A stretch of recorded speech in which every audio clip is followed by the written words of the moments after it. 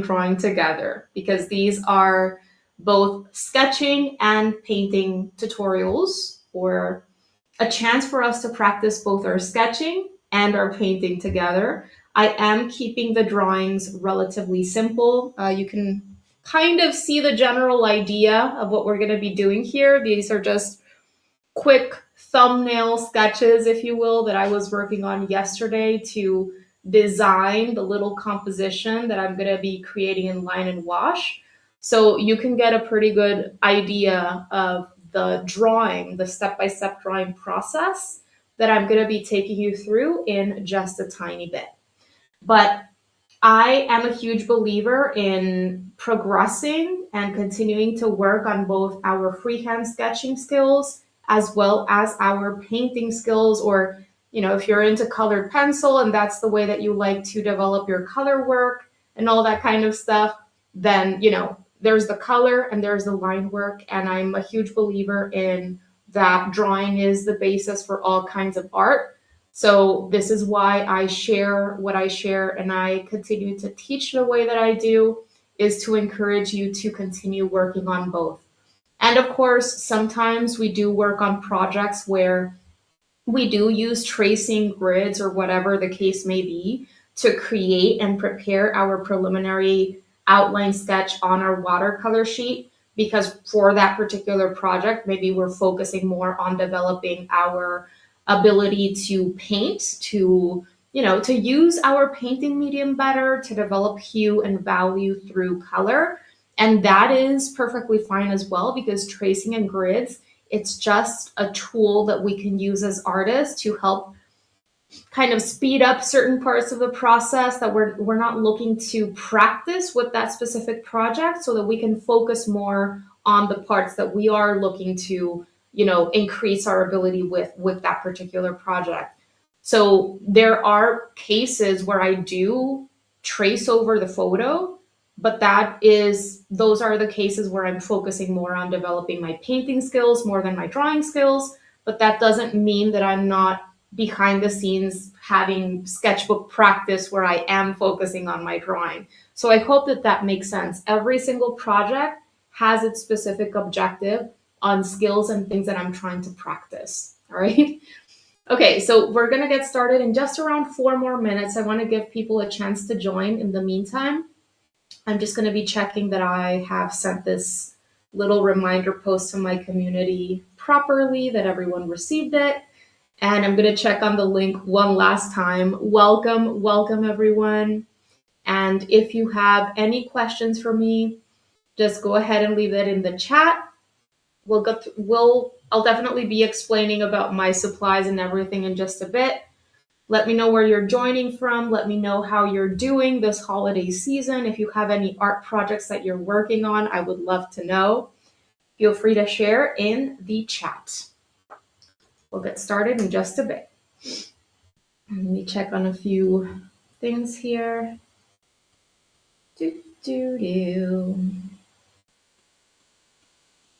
I like making sure that everything is working okay.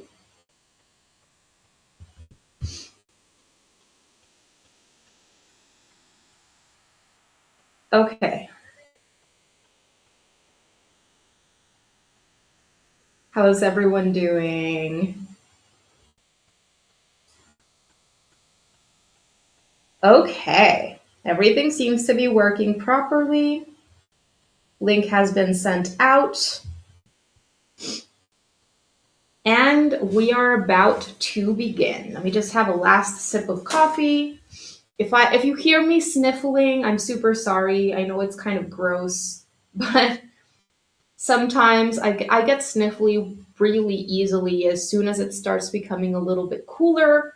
I don't know if it's just that I'm not used to the cold, or it's allergies, or who knows.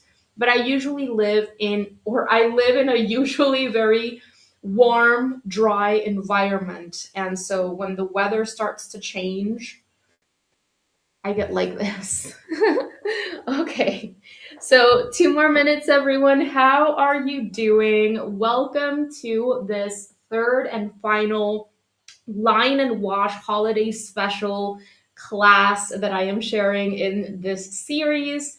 So the last couple of Saturdays, I have shared 2 other live line and wash classes that are holiday themed, and we're working on little pieces that would work beautifully as part of greeting card designs to give away this season. And so if you haven't been here for the last 2, they're over on my channel. You can check them out there. The recordings are there for you to enjoy.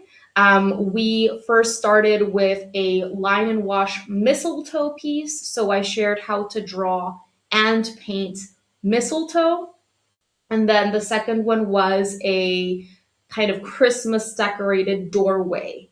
So in that one, I taught you how to sketch and then paint a doorway. And then in this one, my Patreon community chose the candle idea, Christmas candles. So for all of these, what I've been doing is I've been sending out polls on the Monday before the Saturday class with different ideas, holiday themed ideas that I would be sharing a line and wash class on. And my Patreon community is choosing in that poll, in those options, the one that they would want me to create a class on for that Saturday. So these have been all chosen by my Patreon community. And so what I did yesterday to prepare for this line and wash class was I essentially came up with a little original composition where I would be kind of featuring or making Christmas candles the focal point or the topic, the theme, right, of this illustration. And so what I did yesterday was I came up with this. So essentially, when it comes to greeting cards, right, we have a rectangular format. Sometimes greeting cards are horizontal and sometimes they are vertical. But for this entire series, I've been doing the vertical format. And just for you to be aware, this size that I am working in for all of these classes in this series is 5 by 7 inches. So the width is 5 inches here at the bottom across, and then the height is 7 inches. Why 5 by 7? Because it's one of the common greeting card design kind of formats that you can find out there. And so when I am thinking of my little composition for all of these, or composition in general, really, when I'm creating my composition for a new drawing or painting, I'm always considering the format that I'm going to be working in, right? So if I'm going to be working in a horizontal rectangular format for a piece, I make sure that the thumbnail sketch that I am creating, where I'm going to be designing that visual composition in, is that horizontal rectangular format.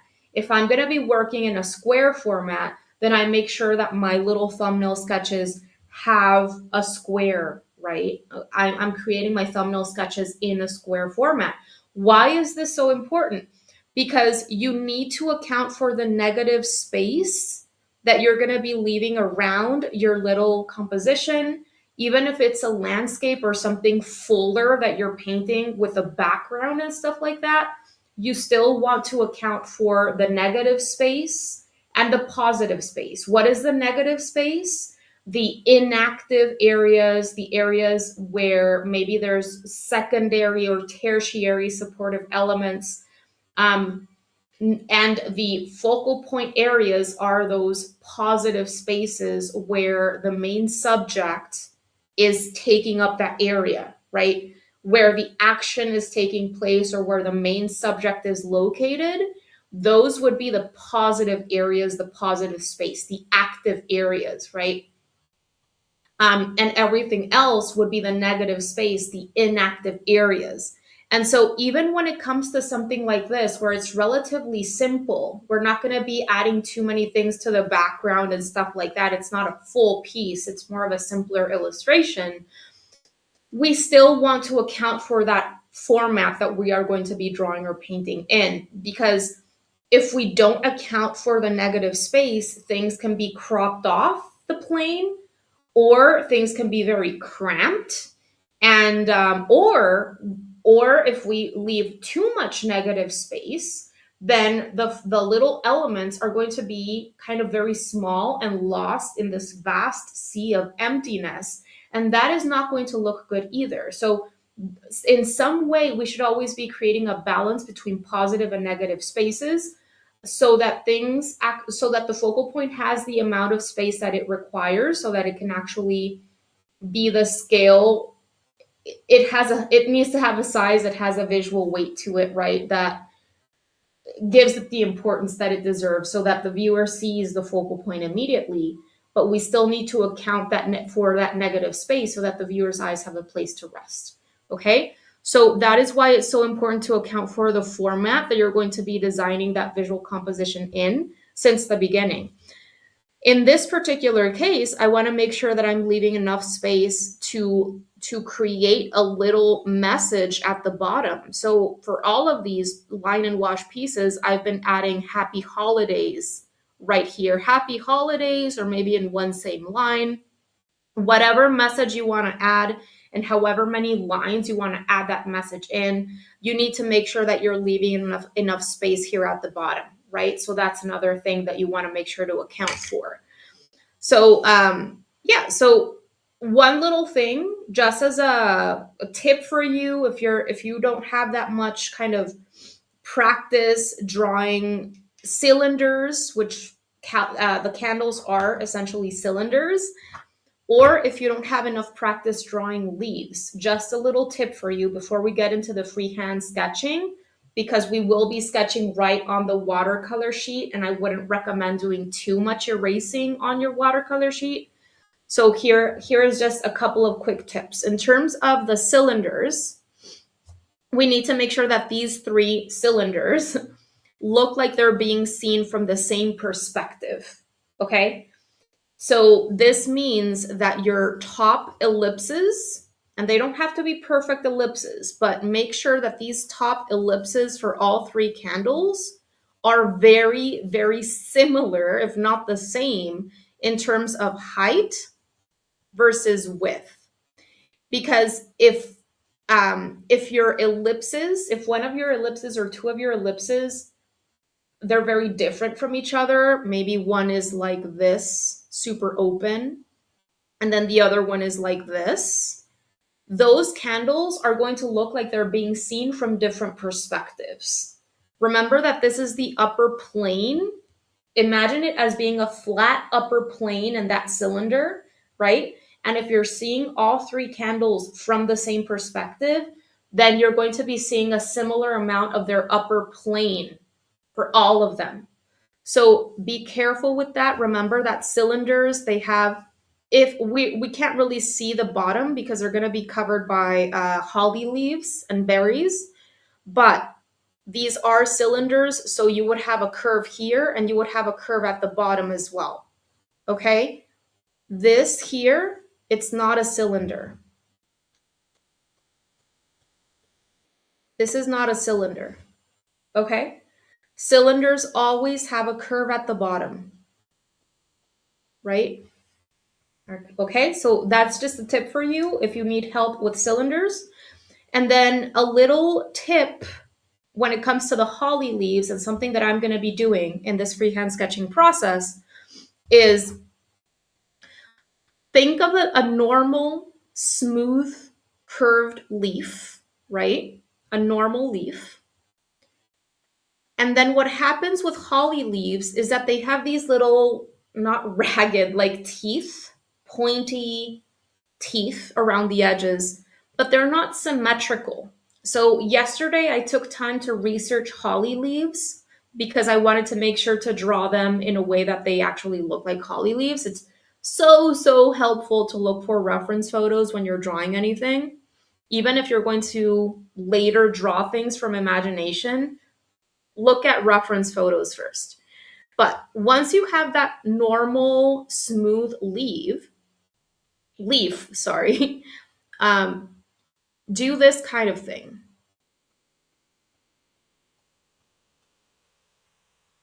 Do little curves along those edges.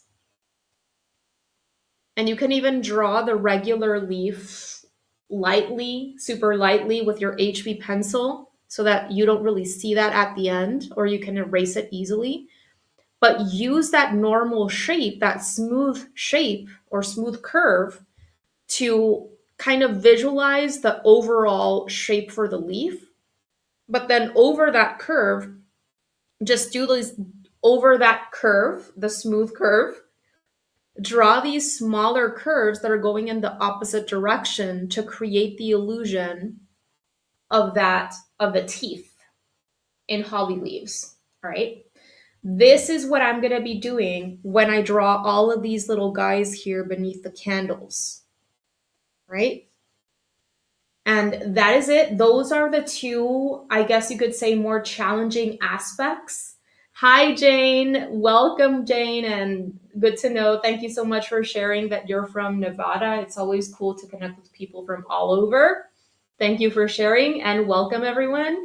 There is this beautiful chat area that you can use to ask any questions as I'm moving through this. Feel free to use that beautiful area to connect with me, connect with each other, ask any questions. And yeah, that's what I'm here for. I'm here to help.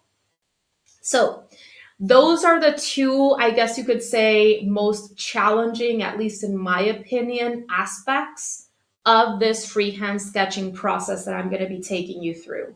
So if you know how to draw cylinders and you kind of have this process that I shared with you down for the holly leaves, I think you're going to be fine. Okay. And if you need more practice with cylinders and holly leaves, I would recommend doing it on a sketchbook the way that I did here, or a separate sheet of paper before drawing on your watercolor sheet. Because if you draw too dark or you erase too much on your watercolor sheet, then those scratches, the dark lines that you create, you're not going to be able to erase them. So I highly recommend doing any practice that you need to do on a separate sheet of paper or a sketchbook. Okay? Cool. So let's get started with this drawing process. First, I'm going to be talking about my supplies again that I have on hand. Welcome, everyone. We're going to get started with our freehand sketching. In all of these classes in this line and wash series that I've been sharing, we're essentially going through my 3 phases that I always go through for line and wash pieces. Phase 1 is the pencil sketch, which I like doing freehand. Phase 2 is the line work that we do with the pen, okay, or the ink work, if you will. And then phase 3 is the watercolor. So let's go through all of these processes together. And then when it comes to the pencils that I'm going to be using, or that I would recommend for phase 1, I would recommend using an HB pencil. All right, I have an entire video where I explain different pencil grades, drawing pencil grades on my channel. I think it is called Basic Drawing Supplies or something like that. You can find it pretty easily if you type that into the little search bar in my YouTube channel. I explain all about different pencil grades and when I like using each, or when I like using harder pencil grades, medium of the range, and softer pencil grades throughout my drawing process. And also why I like using HB pencils for whatever type of process where I'm going to be using watercolor, okay? And then I have a B pencil on hand because it's slightly softer and it's going to allow me to make slightly darker line work than the HB allows me to do. But this is only because I need you to be able to see what I am doing. What I would recommend is that you use an HB pencil, because this way it's going to be easier for you to keep your line work or your graphite work nice and light, so that it doesn't overpower your ink work or your watercolor washes at the end. Okay, so I would recommend using an HB. Now, again, just as a reminder, I am going to be working on a cold press sheet of watercolor paper. This is paper from Baohong. Cold press paper has a slight texture to it. You can see it right there on camera. Hot press is the type of watercolor paper that is very smooth. It's the smoothest type of watercolor paper. And sometimes when I bring in drawing mediums like a pen or colored pencils, I do prefer using hot pressed watercolor paper because this way the tip of the pen or the pencil won't skip over that tooth as much. But in this particular case, I don't mind a bit of a broken line. But what I will say is be careful not to press down too hard with your drawing pen because you can certainly damage the nib of your pen. Okay. I don't ever press down very hard at all with my drawing tools, but some people do like pressing a little bit harder. But that's whatever works for you.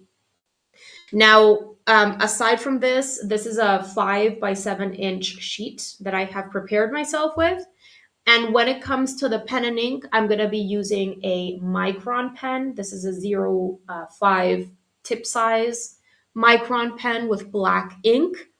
And if you're interested in knowing what my personal favorites are in terms of pen and um, ink pens that you can use with watercolor for line and wash pieces, my favorites are pigment liners from Staedtler. Then the second ones would be Unipin fine liners from Mitsubishi Pencil Co. And these are my third favorite pens, which are the Micron pens from Pigma. I was gonna say Sigma, but that's another thing.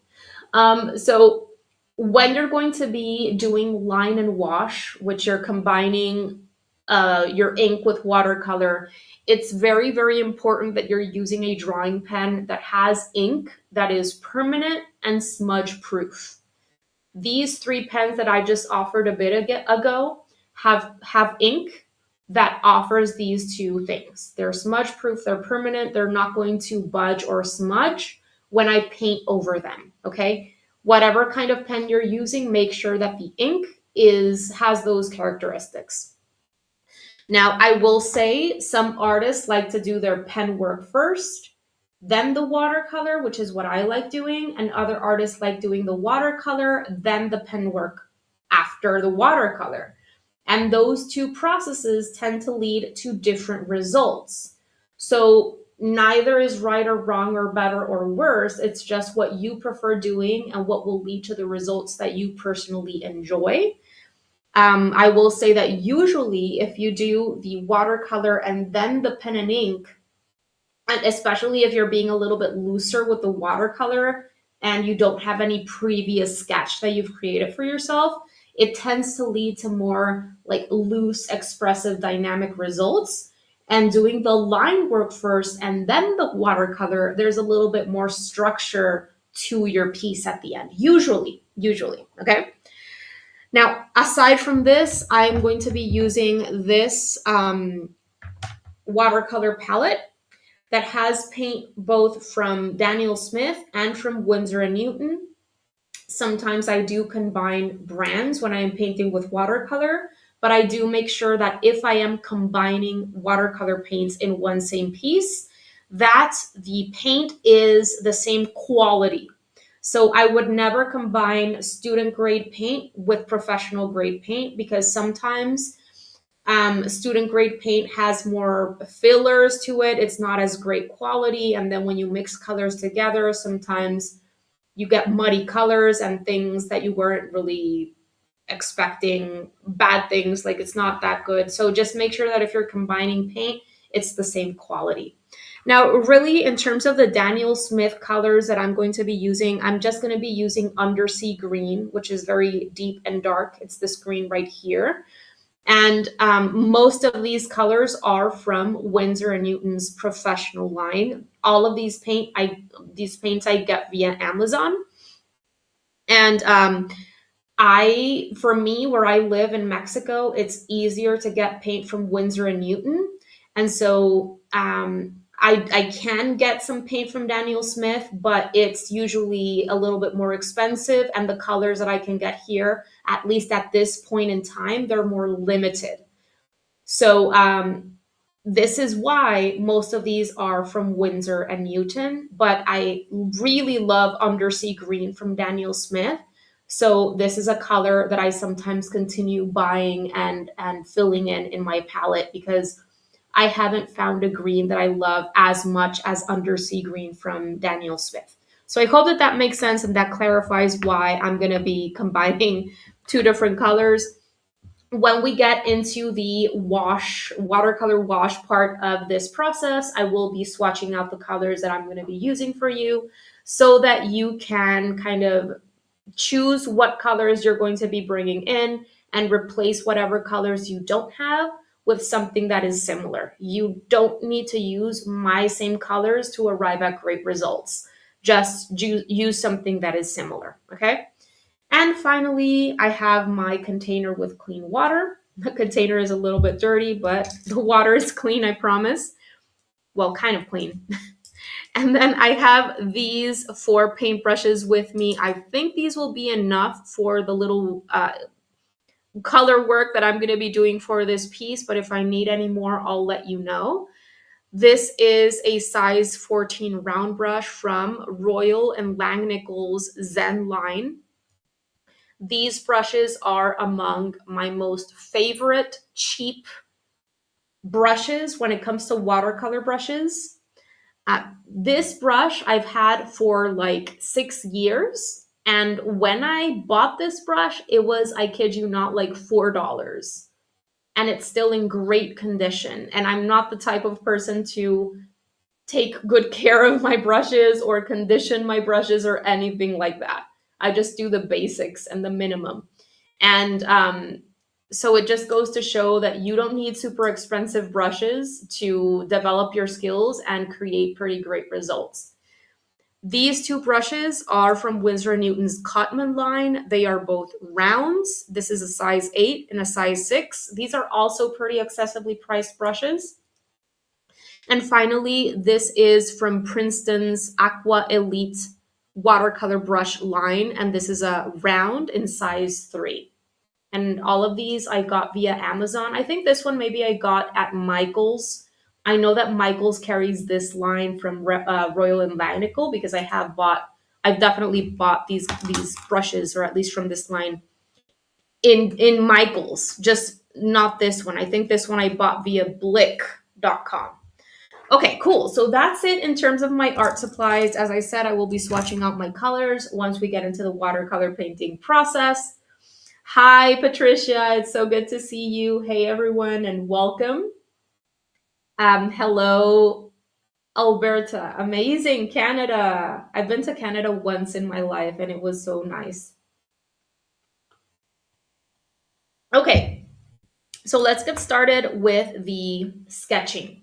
Okay, let's do our sketching. I'm gonna bring my camera down so that you can see what I'm doing here. And when it comes to the sketching process, when you're going to be drawing anything, the suggestions what I always advise people to do is 3 things.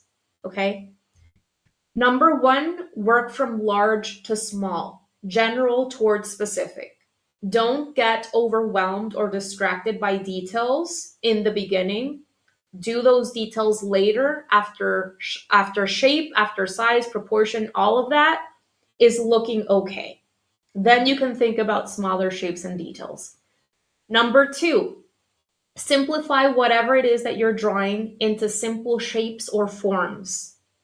What do I mean simple shapes or forms? I mean rectangles, circles, ovals, squares, or if you want to do it 3D, which we will be drawing a few cylinders today because these candles are essentially cylinders. 3D forms are cylinders, cubes, rectangular prisms, triangular prisms, spheres, right? And then the third and final key to drawing that I always try to remind people of is start light. And then once things start looking okay, your shapes, your proportions, your perspective looks okay, it looks believable, then you can go ahead and start drawing a little bit darker. But remember that drawing is a refinement process, especially if you're doing it freehand. So it's good to anticipate that you're going to be doing some amount of erasing. It's not until you start placing shapes and lines on paper that you can see if proportions are actually looking right. So you cannot be afraid of starting to go in and laying down shapes and lines. You need to do that. As long as you're doing that lightly and you can erase and refine, then there's absolutely no issues with you initially going in and laying down lines and shapes that are not super perfect or super correct. Okay, so let's get started. Now, as I said, let's work large to small. In this particular case, the largest elements in this little composition are going to be the candles. So what I'm going to do, and if it's helpful for you to place a little tick mark down here so that you can make sure that you're not going into the space where you're going to be writing your handwritten lettering for your message, I would recommend creating a little tick mark or line so that you don't go into that area, especially when we're starting to draw the holly leaves, because the holly leaves are going to be down here in between the candles and the message. So make sure that your candles are not all the way down here, because then your holly leaves are going to be here and you're not going to have any space for your message. Okay, so I think that my candle is probably going to be better started somewhere around here so that I have enough space for the holly leaves. Okay, why am I doing a curve? Well, because this candle here, or all of the candles, are a cylinder. And as I mentioned before, cylinders have a curve at the bottom. They're not a straight line. So I'm starting with this middle candle right here, which is going to be the shortest candle, but also the widest. Okay, I want to make sure that these candles, the cylinders for these candles, they have variety in them. And what do I mean with variety? Is I want some of these candles to be taller. I want other candles to be shorter, others to be wider, others to be more narrow. Like that variety in sizes is going to make the composition more interesting to look at. Okay? Cool. So I'm going to make this candle this tall. I have this candle centered in space as well. And then, as I said before, this is an ellipse, which I'm sure this is not a perfect ellipse, because the definition of an ellipse is that it is perfectly symmetrical. So the difference between an oval and an ellipse is that an ellipse is perfectly symmetrical, left to right, top to bottom.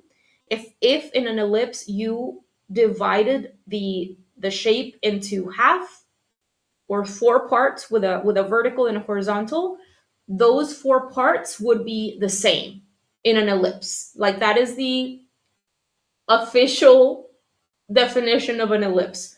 Whereas an egg shape is an oval, and an egg shape is not symmetrical, right? There is more kind of leeway when you're drawing ovals. But I know that essentially, like, in essence, an ellipse should be symmetrical. It's just that in this case it's a candle, so candles can be melty and the shape can be slightly distorted, but in my mind's eye I'm still visualizing the candle, especially initially, as a cylinder, and cylinders do have perfect ellipses. So that is going to be the simplification of my candle, of my first one. And in just a bit, I will be turning that into a candle and giving it a wick and a little flame and all those good things that turn something or make something look like a candle. But right now, I'm still thinking of just those larger things in the composition, right? And I'm thinking of proportions, and I'm thinking of negative space around the elements that I'm going to be adding in. All of those things that are essential for me to focus on in the beginning. I want this candle to look like it's slightly behind this one, so I need to bring up the bottom edge. And then from here, I need to create an ellipse that is similar to this one, especially in terms of height.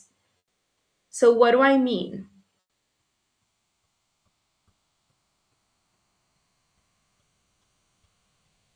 Kind of.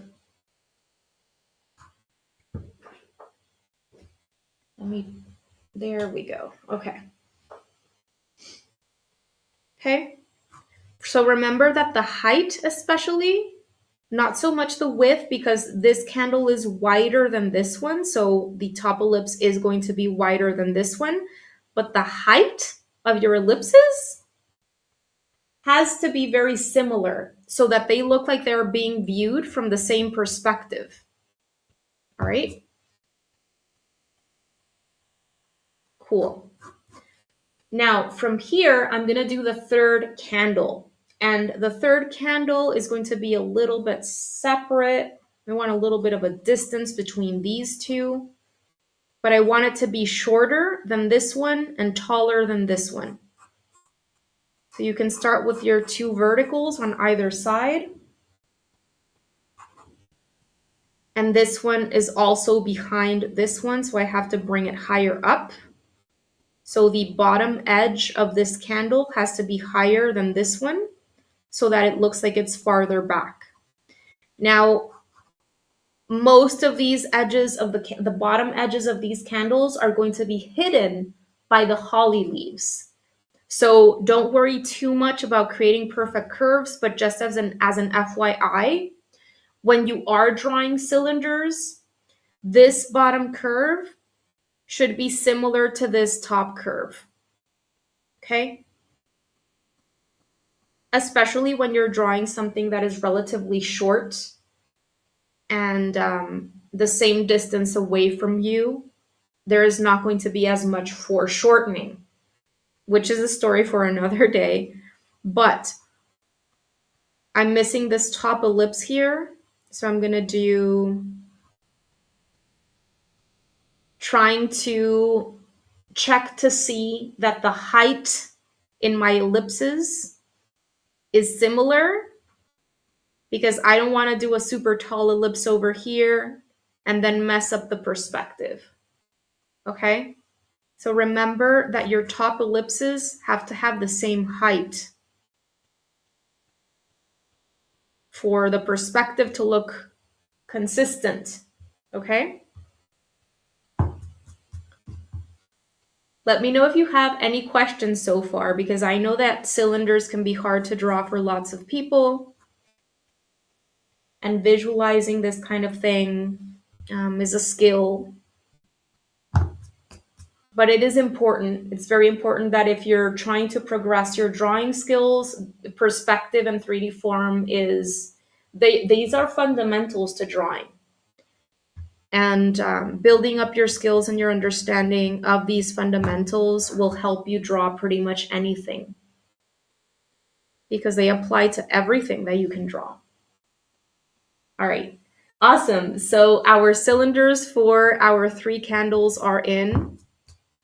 I have that variety in sizes that I wanted, and you can also see that they are relatively centered in space.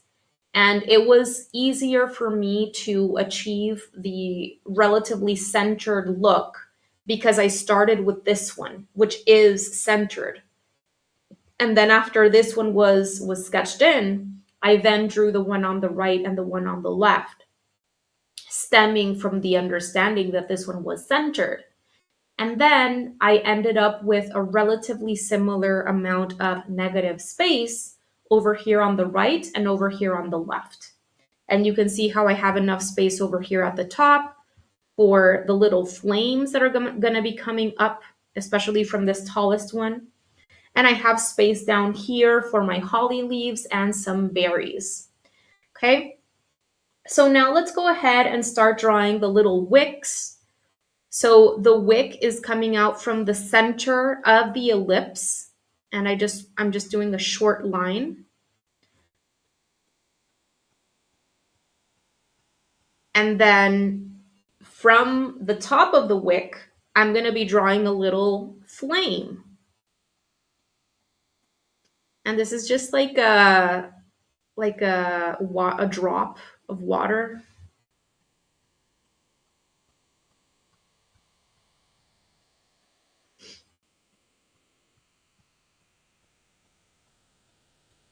And your shapes of your flames don't have to be exactly the same. In fact, I think it would look more realistic if your flames were slightly different sizes and even shapes.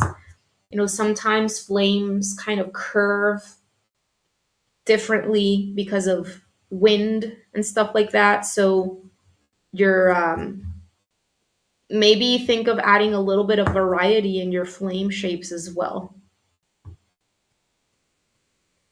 Maybe make one larger, make one smaller, change the shape a little bit, the curve of it on one side.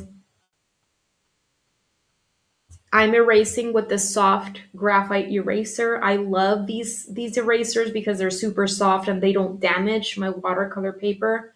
I got this via Amazon as well. Or no, I think I got this at Michael's actually. But I sometimes do buy my erasers via Amazon, and Amazon does carry erasers from this brand. Okay, cool. So our candles are in.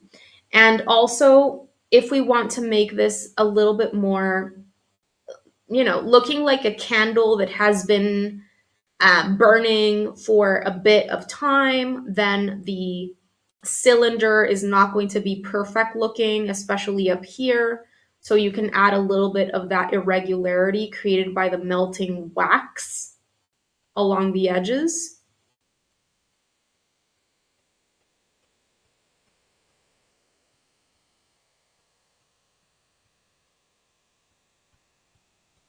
And there we go. We're all done with the candles. All done. All right. So now what we're missing are the holly leaves. How do we draw the holly leaves? Well, as I said, the easiest way that I have found to draw holly leaves is by first just thinking of a regular leaf with smooth edges. Think of the regular leaf, right? And then from here, just add some little prickly, toothy, toothy, is that even a word? Edges along there, and it'll look like a holly leaf. And then you can erase the initial leaf shape that you created, right? That's the easiest way that I have found.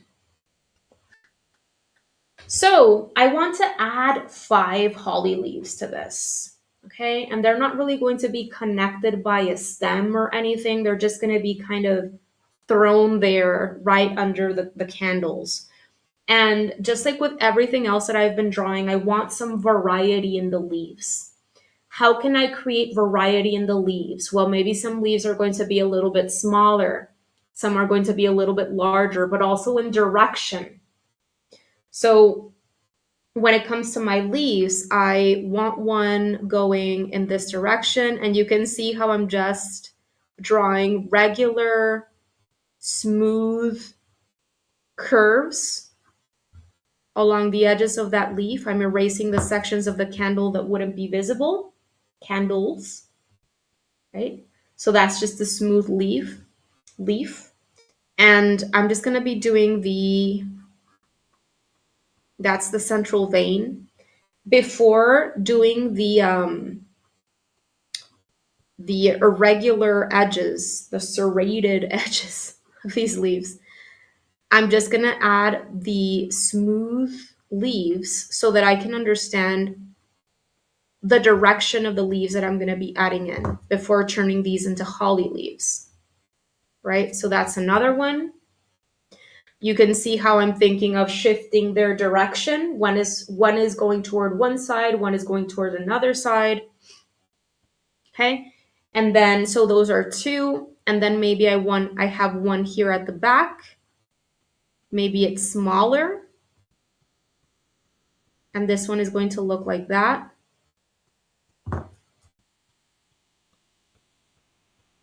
I'm considering they're overlapping. So this one is in front of this one.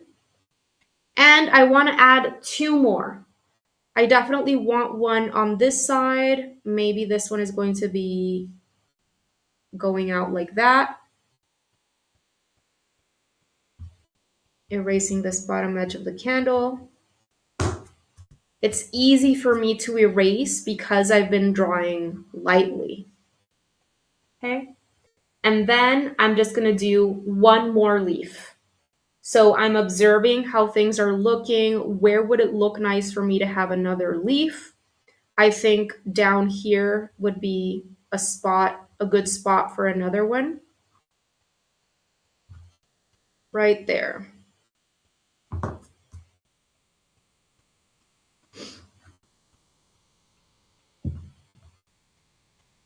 Right? Let me bring my camera down a little bit so that you can see what I'm going to be doing next. Sorry for the movement. And let me know if you have any questions. Okay, so you can see how my leaf shape, my orientation of my leaves, my size of my leaves has been decided. And now all I have to do is turn these leaves into holly leaves. How do I do that? All I need to do is create a little bit of a toothy edge to these. So it's just a little curve that I'm doing, which is essentially the opposite of the initial curve, because the initial curve goes this way. The kind of serrated edges for holly leaves goes in the opposite direction. Think of the shape like a little smile, right? Little smiles that you're creating alongside the smooth edge.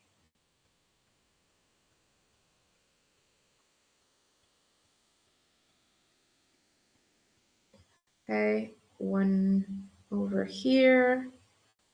And from my research on holly leaves that I did last night, it's these little serrated edges, they're not perfectly symmetrical left to right. So you don't have to worry about making the leaf symmetrical when you're adding in those little smiles. Some of these smiles can be more compressed, others can be a little bit wider. Maybe on the left side, you have one more than on the right side. You know, there is no specific symmetry to this.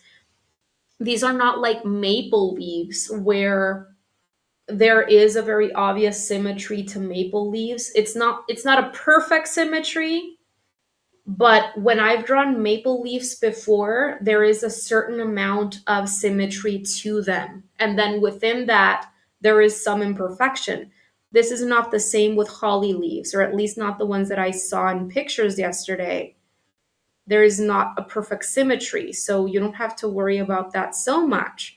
But you do want to make sure that the edges do have that shape to them, because otherwise it's not going to look like a holly leaf.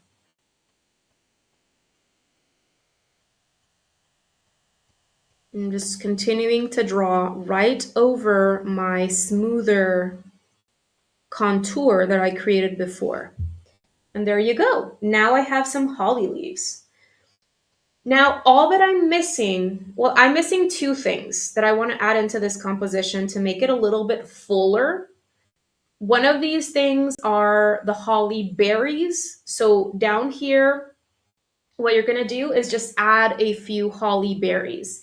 And I don't really want you to just copy what I'm doing, because if you're drawing freehand, very likely your drawing is going to be a little bit different from mine, and that's a great thing, because when you're drawing something like this, especially when it's a composition that you're creating from imagination, you're not using a specific reference photo or anything like that.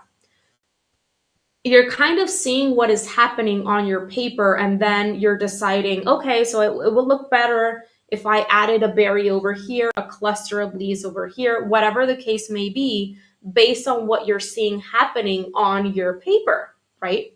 How your composition is looking so far. And especially when it comes to the berries, which are I would call it a tertiary supportive element, maybe you want to add an extra cluster of berries or an extra berry here and there, and that could look very nice. So it all depends on how your composition is looking so far. But for me, I'm going to add a few berries here, maybe a couple there, a few over here.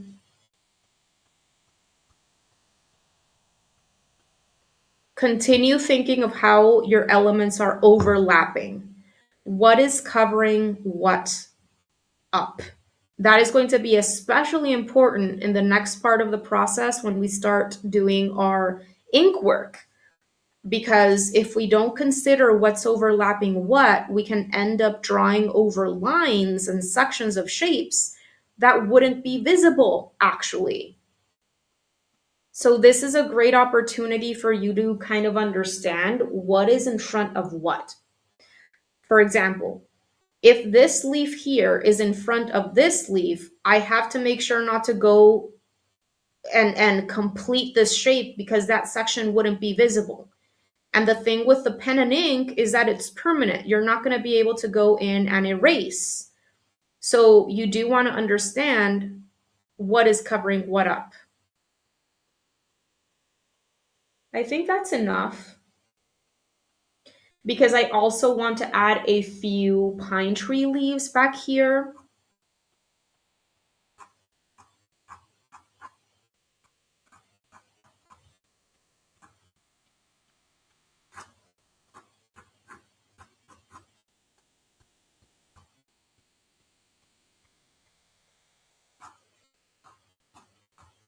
Maybe 2 on one side, 3 on the other. All I am doing for the pine tree leaves is I'm doing a line for the central vein or stem. I don't know what the proper term would be for that. And then from there, I just do some flicking motions for the smaller teeny tiny leaves coming out of that central vein. And that's it. That's all we're gonna do. That is it for the preliminary sketch. All right. So I'm gonna go ahead and grab my Micron pen. And I'm just gonna give you guys a couple of extra minutes to finish up your pencil sketch. And I'll give you some tips for the pen and ink process. Let me grab myself a extra watercolor sheet so that I can swatch my colors in just a bit for you. Let me know if you have any questions.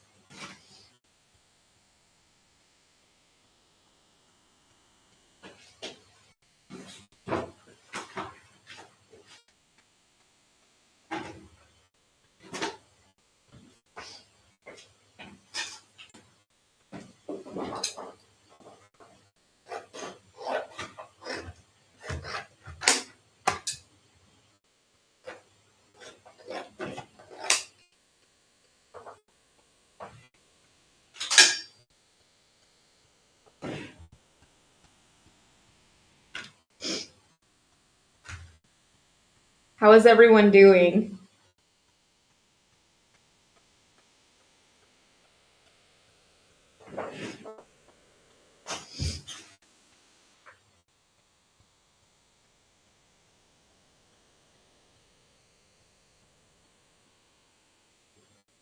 I'm glad it's helping Candace.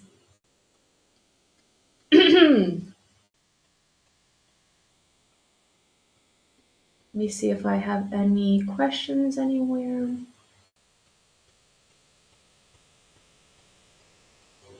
Okay.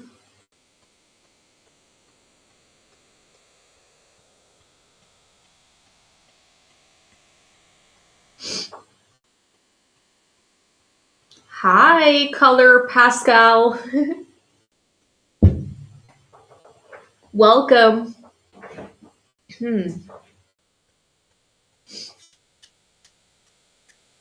Okay. Welcome, welcome everyone. Is everyone ready for the pen and ink?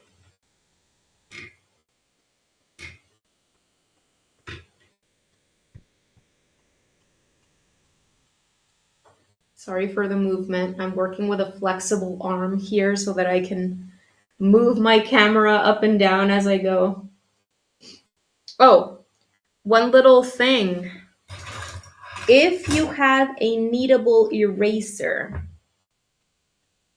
and you want to lighten any parts of your drawing, a kneadable eraser can be a great extra tool to have because it allows you to easily go in and remove excess graphite or lighten any lines and clean up your sketch a little bit before moving on to whatever part of the process you're working on next.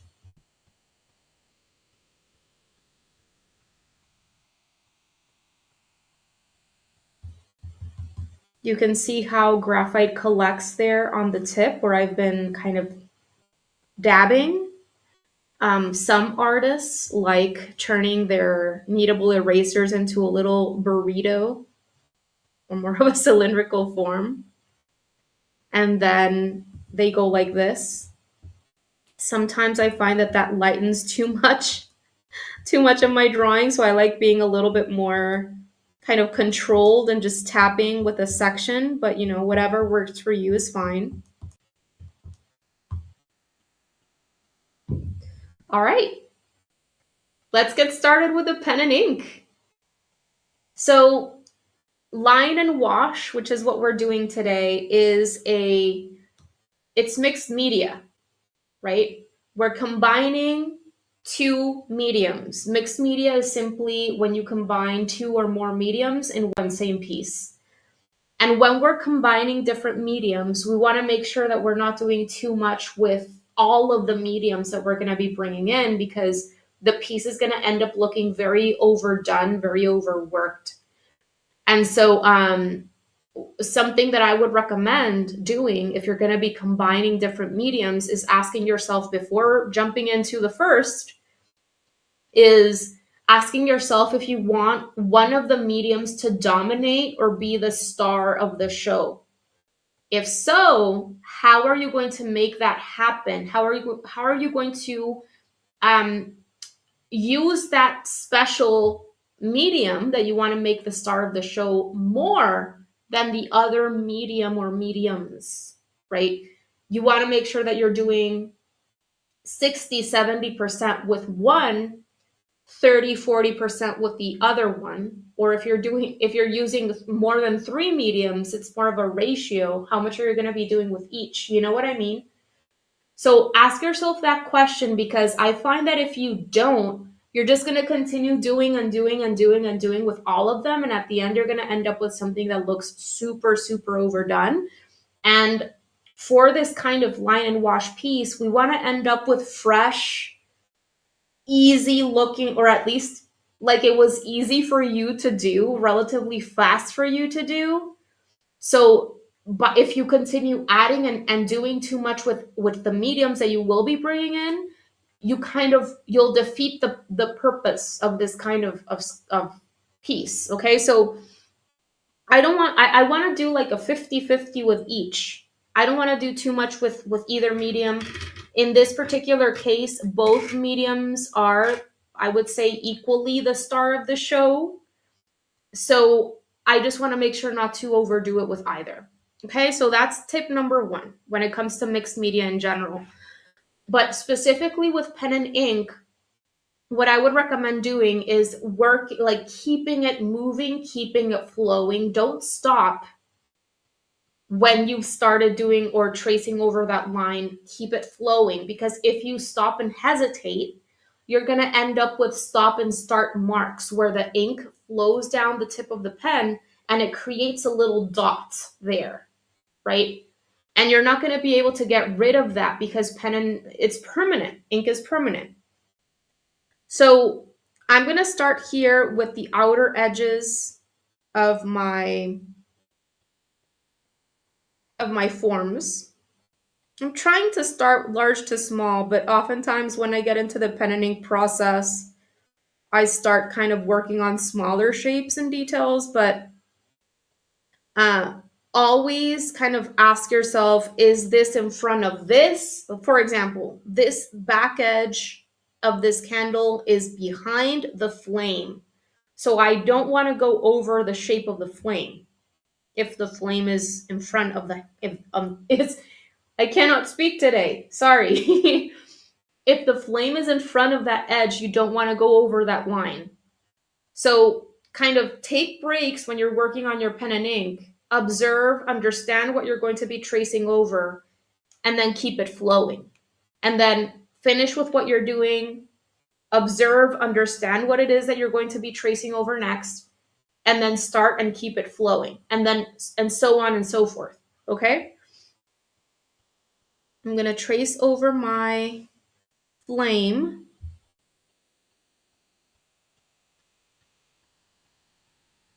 I want to keep the candle wax a little bit imperfect, more like an organic form. Maybe add a little bit more asymmetry to this flame there.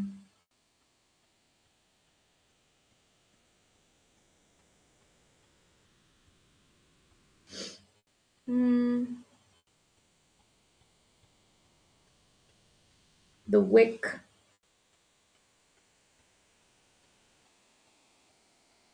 So there's my candles, and then my holly leaves. I'm just going to be tracing over the serrated, toothy edges.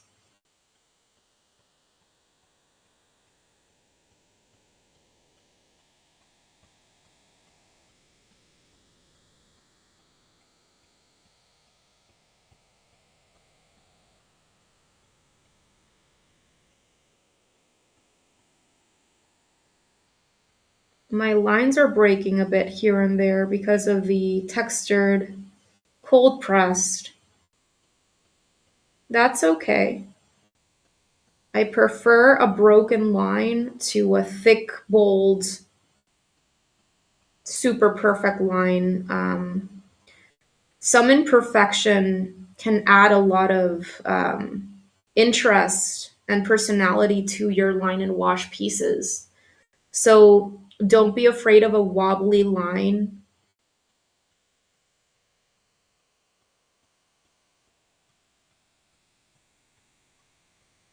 I find little imperfect lines and marks and shapes are better than trying to force a perfect thick bold line and shape, because oftentimes when you're overly controlling like that, your line work ends up being very stiff, and a broken line and imperfections can really help add to that line weight variation, which is usually what you want when you're drawing with pen and ink.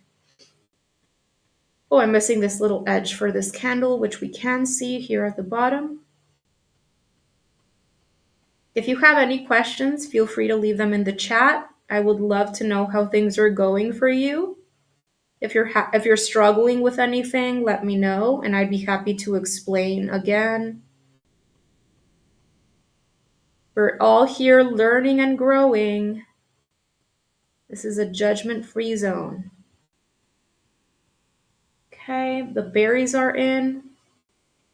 And I don't want to do anything for the pine tree leaves. I think I'm going to leave those without the pen, because since those pine tree leaves are farther back, if you want to go over them with pen, that's fine. But I think that if I just go over the pine tree leaves just with the watercolor and keep them lighter, so that they can actually look like they are farther back, I think that can really make the composition more interesting. And the pine tree leaves are just going to be painted with single brushstrokes. So a combination of single brushstrokes, I should say.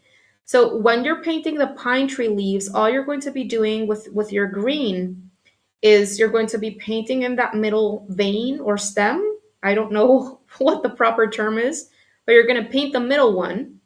And then you're going to paint the smaller, teeny tiny leaves alongside either side of that central stem. Okay, and you're going to be doing that for all the pine tree leaves. So because the pine tree leaves are just a single brushstroke, then there really is no shape to fill. So it is not necessary to create that outline or the outer contour edge with the pen. And one thing that I also considered doing yesterday when I was planning this little composition and how much I would be doing with each medium is I also considered not outlining my flames with ink, but then I decided to do it. But the reason why is because flames, they're kind of, because it's fire, it's kind of blurred along the edges many times. And so by having a black outline there, it kind of can get rid of that beautiful quality of fire. You know what I mean? By having that black outline around the flame. However, I decided to do it. I decided to do the outlines with the pen and ink because, especially in this case, since I'm not going to be adding a background, then it's not that big of a deal because I have nothing to merge the colors inside the flames into, because there is no background color. So in this particular case, I think it's still going to look beautiful if I have the outline there.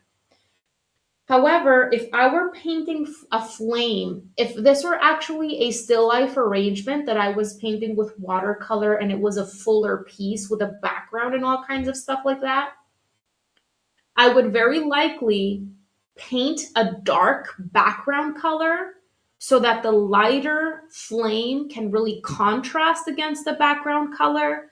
And in that case, I would work wet into wet so that the flame can bleed and blur into the background color and create a beautiful kind of organic shape. But this is not that kind of painting. Okay, so I want to share this because this is what I'm thinking about when I am planning different pieces. This is what's going through my mind. I'm kind of thinking, what is going to work best with this medium or combination of mediums that I'm going to be working with in this specific case? Like, what would look best? And what kind of end style am I going for? Because one thing are fuller watercolor pieces where you're just working with watercolor. And it's quite another thing to be working on this kind of simpler illustration where this is part of a greeting card design. See, those are two very different types of artworks. And so I think that going back to the objectives note that I was explaining in the beginning of this class. Hi, Wildflower. It's so good to see you. Hello, all the way from Oregon, or hello from Mexico. Glad to see you here. Does that make sense? It all goes back to the objectives note that I was talking about before, where you need to think of what are you trying to achieve with this specific piece. This is not a full watercolor piece. This is meant to be a beautiful illustration, but I'm still going to be adding a handwritten message over here, and it's part of a greeting card design meant to fit in a specific size for greeting cards and all that kind of stuff. So ask yourself, what am I trying to achieve? Am I trying to work on any specific skill? What is going to work best for this specific piece? Because objectives change from piece to piece. Okay, great. So with this little talk that I just gave, I gave a chance for my pen and ink to dry. So once your pen and ink is dry, you can go ahead and erase your graphite work. And I would recommend making sure that your pine tree leaves are light, because as I said, the pine tree leaves on either side are going to be painted with single or a combination of single brush strokes and once you have watercolor over your graphite, you can't really erase your graphite. And as I said, if your line work with your graphite is too dark, you're going to be able to see it through the translucent watercolor. So if you want to go in with your kneadable eraser and lighten up that work that you did for the pine tree leaves, I would recommend doing that, especially if your pencil work is very visible. Okay, you see how I have managed to take off some of that graphite.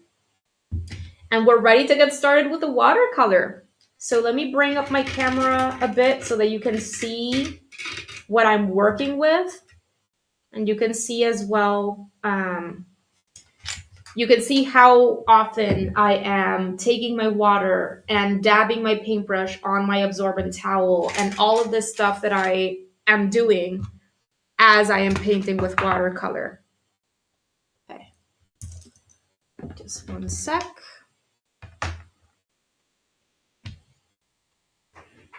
Oh, I didn't tell you.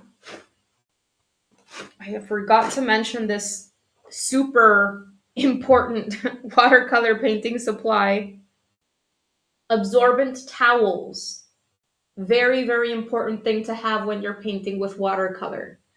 I really enjoy these towels. These are Blue Scott absorbent towels, and I get these via Amazon. They come in rolls.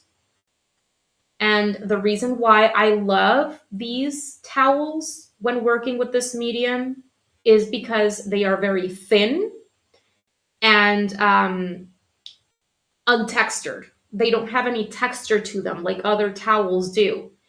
And this makes it very easy for me to wrap my fingers around the towel and go in and do lifting in small areas in a more controlled way. And also, because they don't have any texture to them, they're pretty smooth. They don't leave texture as you're doing your lifting. And that is why I love these towels. And I'm also constantly dabbing the tip of my paintbrush to the towel as I go, which is something I'm sure you will notice. But absorbent towels are so important so that you can stay on top of water control throughout the painting process. Okay, awesome. So let me swatch out the colors that I'm going to be using for you so that you can see, or you can plan for the colors that you're going to be bringing in. I'm going to clean out a section of my palette here, especially this red section here, because it's not that you have to clean out your palette when you're going to be starting a new painting process. You don't have to. In fact, a lot of artists just use the dried up paint that they have on their palette. But something that you have to be aware of is that, let me use one of these paper towels too.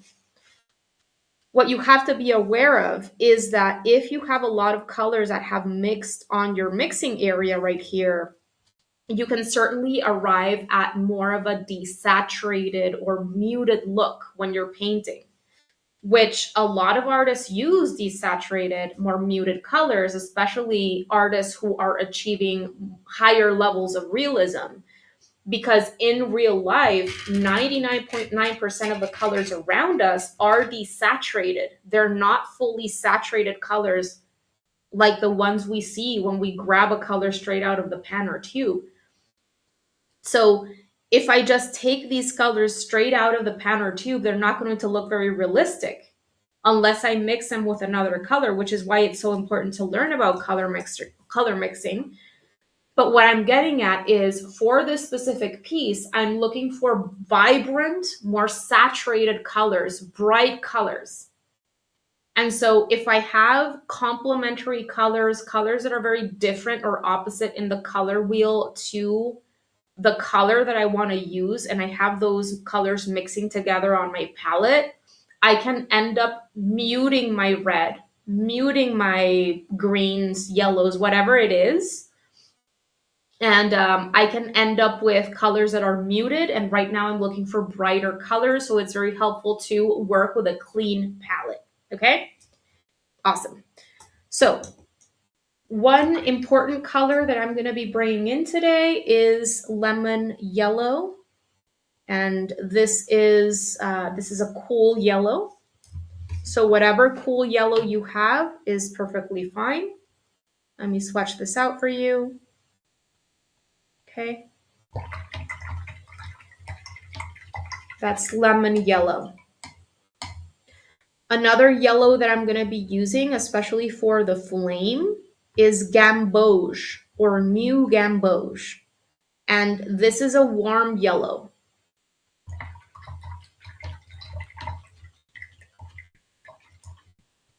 Okay.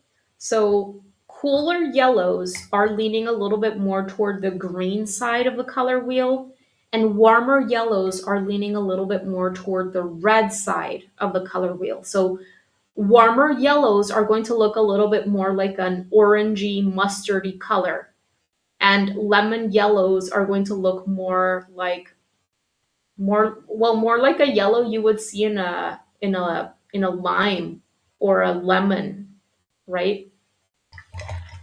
Okay. So another color that I'm going to be using is yellow ochre, which is a more neutral yellow. It's kind of a beigey golden brown.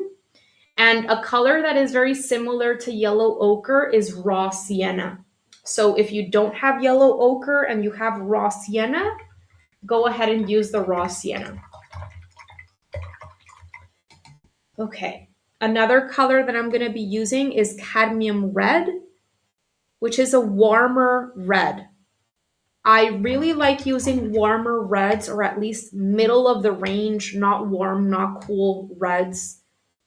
I really like using warmer or middle of the range reds for Christmas pieces.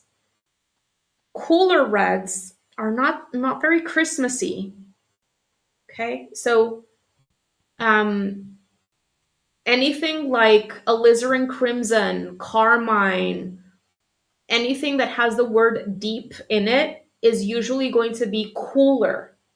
So whatever red you have that is warmer, go ahead and use that. And then the next color that I'm going to be bringing in is French Ultramarine. French Ultramarine is a warmer blue. It looks like this. It's very similar to regular ultramarine blue. You can even use ultramarine deep. Any warm blue that you have, even a cobalt blue would work just fine. As long as it's not a cooler blue that is leaning more toward the green side of the spectrum, like phthalo blue, turquoise, Prussian, anything like that is cooler. I'm going to be using this ultramarine blue to darken certain parts of leaves and to mix mostly. So I'm not going to be using the ultramarine just by itself. I'm going to be using to mix it into other colors to darken them. And finally, I have the Undersea Green from Daniel Smith. So Undersea Green is very deep and rich, and it's a warmer green. You can see how dark it is. It's mossy. It's more like a sap green or an olive green. Either of those would do just fine. But since we're going to be mixing, we're going to be creating different color mixtures with the green, darker greens, lighter greens by mixing colors into the green. It's totally fine if you use more of a middle of the range green, like a Windsor green or a Hooker's green or something like that, would also be just fine. So these are the 6 colors that I'm going to be using. If I bring in anything else along the way, I'll swatch it out for you and I'll let you know beforehand. Those are the main ones. Okay. I'm gonna clean a little bit of this section of my palette as well. And I'll keep these swatches here for you for just a minute so that you can decide what colors you're gonna be bringing in. In the meantime, I'll clean this out.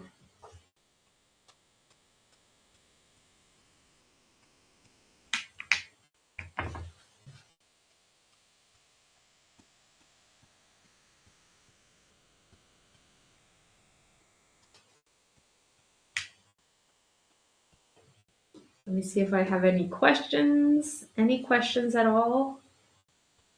Let's see. Hmm.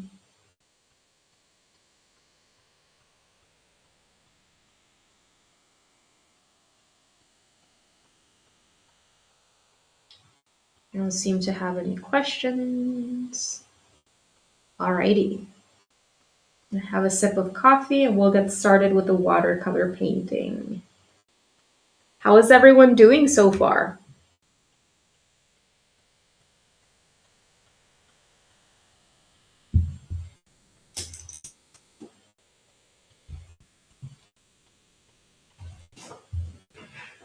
Another tip for you whenever you're looking for bright, bold, saturated colors is to make sure that you're using clean water. Whenever your water starts turning murky, make sure that you change it.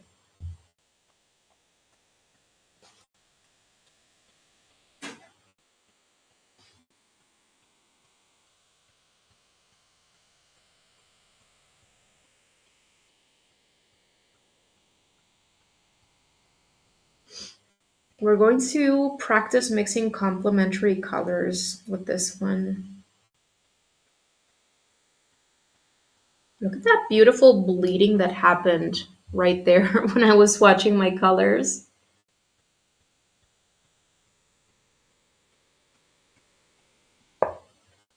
It's cool. Okay, awesome. So let's do this, everyone. I seem to have no questions. I thought deep meant darker. Wildflower, yes, it usually does mean darker, but the value is different from temperature. Okay, so darker, deep colors, or whenever you see ultramarine deep or cadmium or anything that has the word deep there, yes, it's usually a darker value than the other version that doesn't have the deep in it, but it's also always indicative of it being a cooler color as well. So remember that temperature is independent from value or how dark a color is. Those are different things because colors can be cool and dark, and they can be cool and light, and also the other way around. A color can be warm and dark, and it can be warm and light. I hope that that makes sense. I have a video where I explain about the 3 properties of color. And those properties of color are hue, value, and saturation. And something that I find a lot of people also kind of confuse are saturation and value. So a color can be highly saturated and be light or dark. And a color can be very unsaturated or muted and very light and very dark. So value is independent of temperature, it's independent of saturation. Those are different things. Okay? I hope that that makes sense, but check out that video because I think that will be helpful. And also check out the videos where I explain about color temperature. I have a couple of free ones on YouTube and also on Patreon. I have videos where I explain all that. And if you go into anyone's YouTube channel, there's going to be a little search bar on their front page.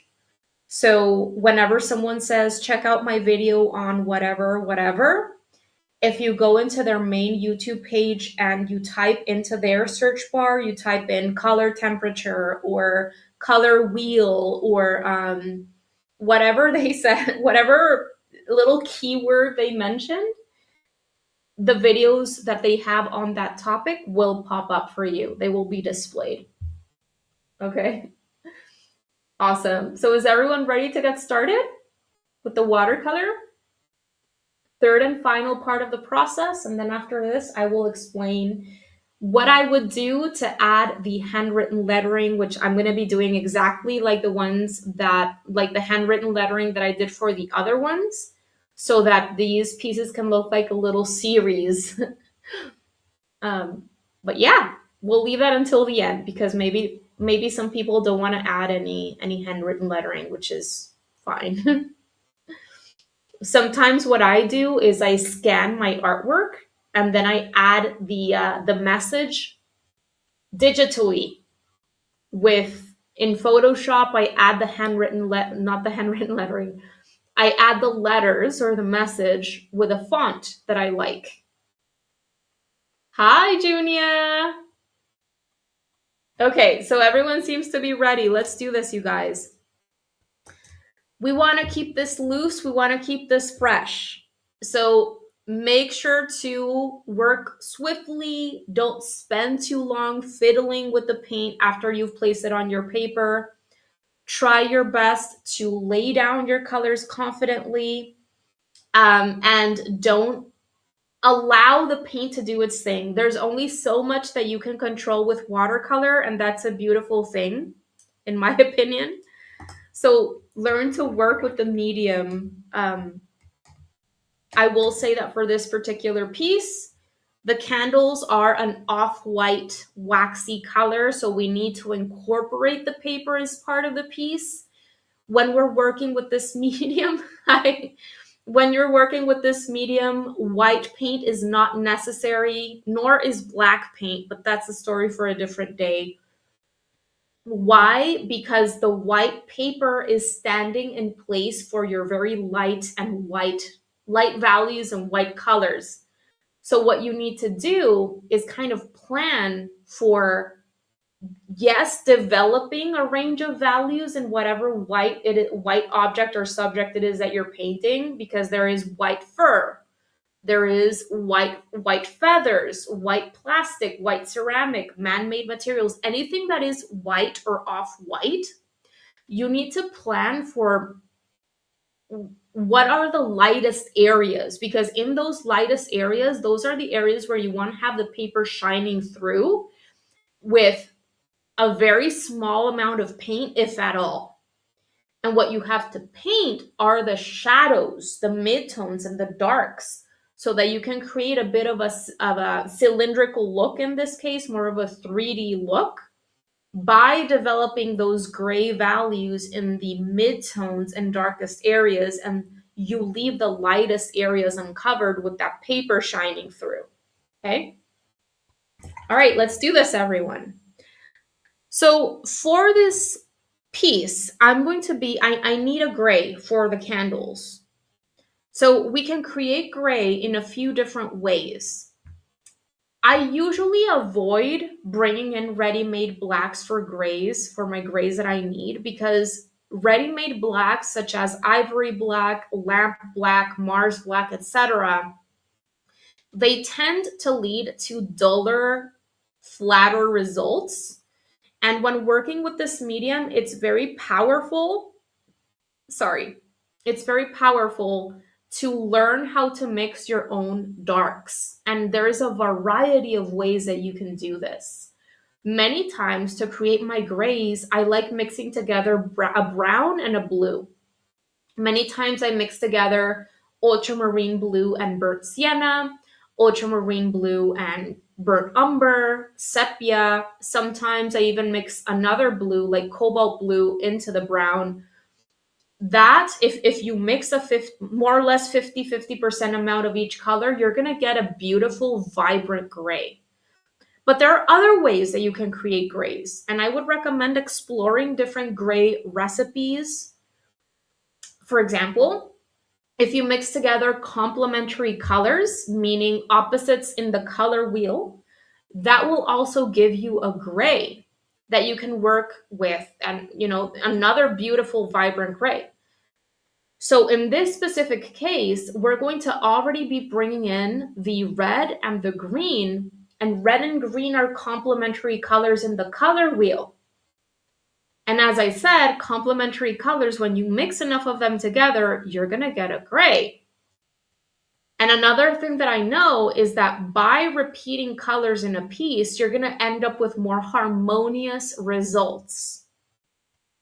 So why not, instead of bringing in a ready-made black or ready-made gray, such as a Payne's gray. This is Payne's gray, by the way. And Payne's gray, I would consider, or Jane's gray as well, I would consider those better than ready-made blacks, because Payne's gray, for example, is a combination of blue and black. So that in and of itself is going to have a temperature to it, a certain vibrancy, and it's not as flat and dull as other single pigment blacks. So I do have this Payne's gray on my palette, but I no longer use ready-made blacks. And if in the rare cases that I do, I always mix in another color into it to make it look more interesting and less dull. So anyway, going back to me wanting to repeat colors in this piece, I have these two complementaries, and I know that if I mix enough of these together, I'm going to get a gray that I can use for my candles. So let's try it. Whatever warm red you decided to bring into this one, and whatever green you decided to bring into this one, mix them together until you get a gray. This looks like a very, very dark red. Check it out. Almost like a brown. I need to add a little bit more green into this. More green until I get it looking more like a gray. This looks more like a, yeah. When you water down that color, it's going to look like a grayish color. Okay. I need a little bit more red. And just change the ratios of your colors in your mixture until you get something that looks like a gray.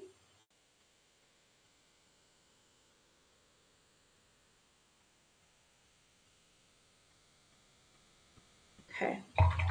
When I water it down, it's going to look like a brownish, grayish color. See that? Like a brownish gray.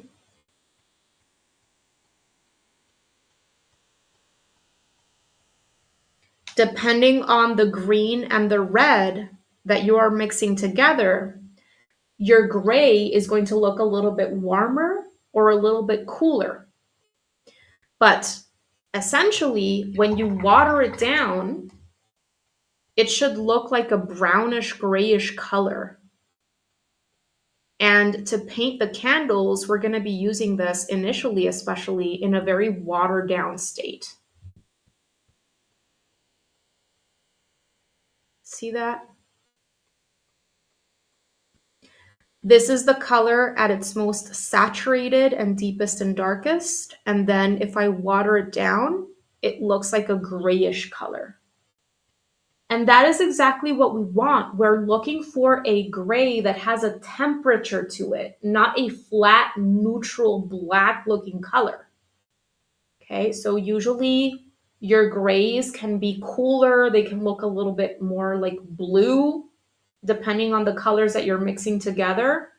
Or they can look a little bit warmer, a little bit more toward the brown side.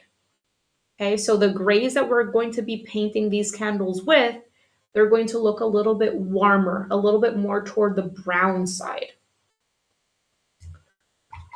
I would always recommend having a scrap piece of watercolor paper on hand to test out your color mixtures like this when you're painting with this medium, so that you can see, just make sure that your color mixture is going to allow you to achieve the colors that you're looking for.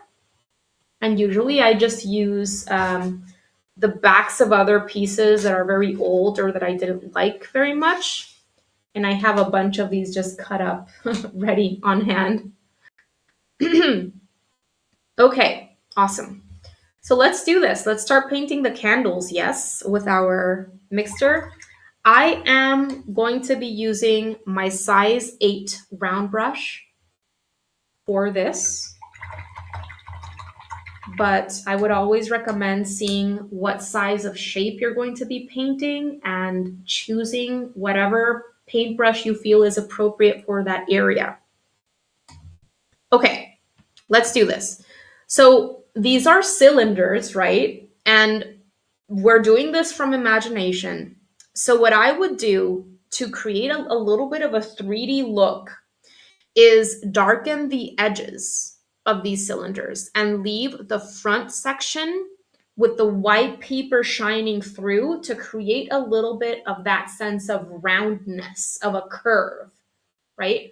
So that's exactly what I'm going to do, but I'm going to make sure to take a small amount of this color mixture from the edge of this puddle, and it's pretty watered down. So try to go in with a tea consistency. You can bring out more water from your container and water it down. And then what I'm going to do is start with the outer edges on the left and the right, paint those in, and then I'm going to remove that color from my paintbrush bristles, remove that excess water, and I'm going to soften the inner edge.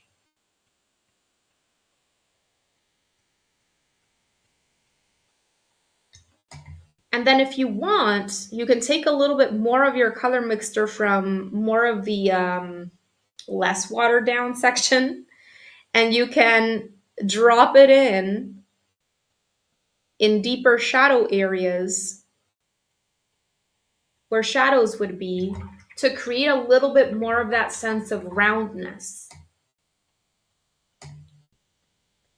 Now, I remove that paint from my paintbrush bristles, and I'm going to take a little bit more of this watered down paint from this edge of my puddle, and I'm just going to be adding a little bit of this gray in the upper planes of my candle there, because I definitely do want to create some gray values in that area as well. But I still want to leave plenty of that paper shining through even in that area.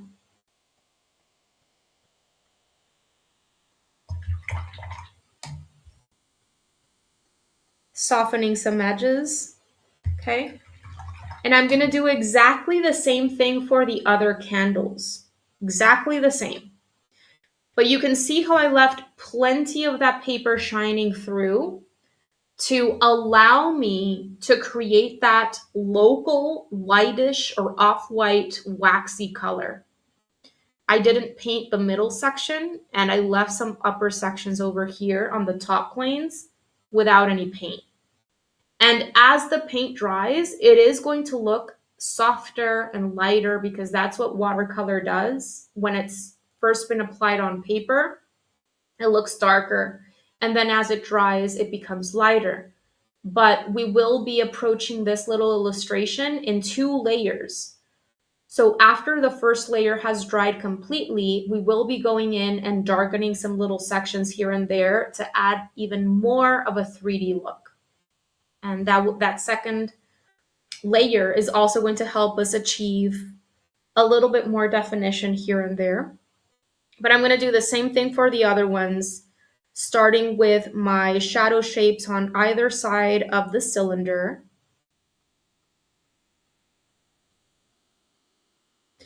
Maybe a little bit right below the little melted wax. I remove that paint from my paintbrush bristles, I remove that excess water, and I soften the inner edge. And then while that paint is still wet, I can go ahead and drop in more of my grayish, brownish color that I've created. And I'm just trying to stay away from the look of outlines or anything like that. There definitely would be some shadow behind the little holly leaves down here, so I should add some shadow shapes behind those. I think it'll be better. So always consider, especially when you're working from imagination, ask yourself, where would shadows be? Wherever there are little objects overlapping, covering that light, not allowing that light from hitting that section of the object behind it, add a little bit of a shadow there. I'm gonna do some little shadow shapes over here as well. Removing that paint from my paintbrush bristles, removing that excess water. Adding a little bit more of this color mixture here and there, just for a bit of a variety in values. And that's it. I am running out of my grayish brownish color. I need to make more. So I'm gonna go ahead and take more of my red and more of my green, undersea green, making sure to take the same red and the same green that I was using before, because I do. Sorry. I do want, what was that? I do want my gray to be quite similar to the one that I was just using. Oh, right. So I make sure that when I'm creating a color mixture and I'm kind of painting the same object, I want to keep it consistent. So do test out your color mixture to make sure that it's quite similar to what you were using before. Okay, so I think this is enough of my grayish color mixture. I'm going to do the same thing, starting with my edges of my cylinder.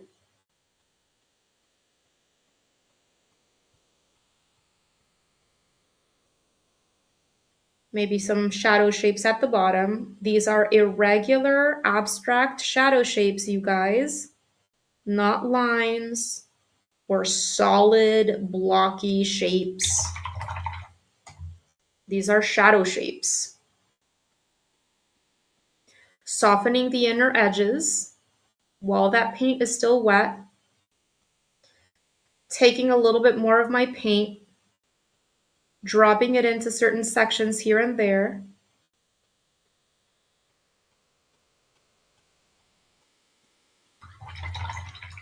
And then I'm going to add a little bit of or develop some gray values right here in the upper planes. With watercolor, we're always starting light and we're making our way toward darker values. This is a different process from, for example, painting with acrylics or oils, where it's for a lot of people, it's the other way around. They work darks to lights. They add the highlights until the end because it's a completely different painting medium. And that's sometimes exactly what makes watercolor so hard, especially for so many of us who start with acrylics and oils and opaque painting mediums, because the process is essentially the opposite. Okay, so that first layer in my candles has been painted. Now I'm going to go ahead and paint the little flames. And for the little flames, I'm going to be using a couple of different yellows. Remember how we had planned to bring in the cooler yellow and the warmer yellow, the lemon and the new Gamboge in my case? We're going to be using both for the flames. So right here, I'm going to prepare a couple of puddles. One of these puddles is going to be lemon yellow, my cool yellow. And the other puddle is going to be Gamboge, my warmer yellow.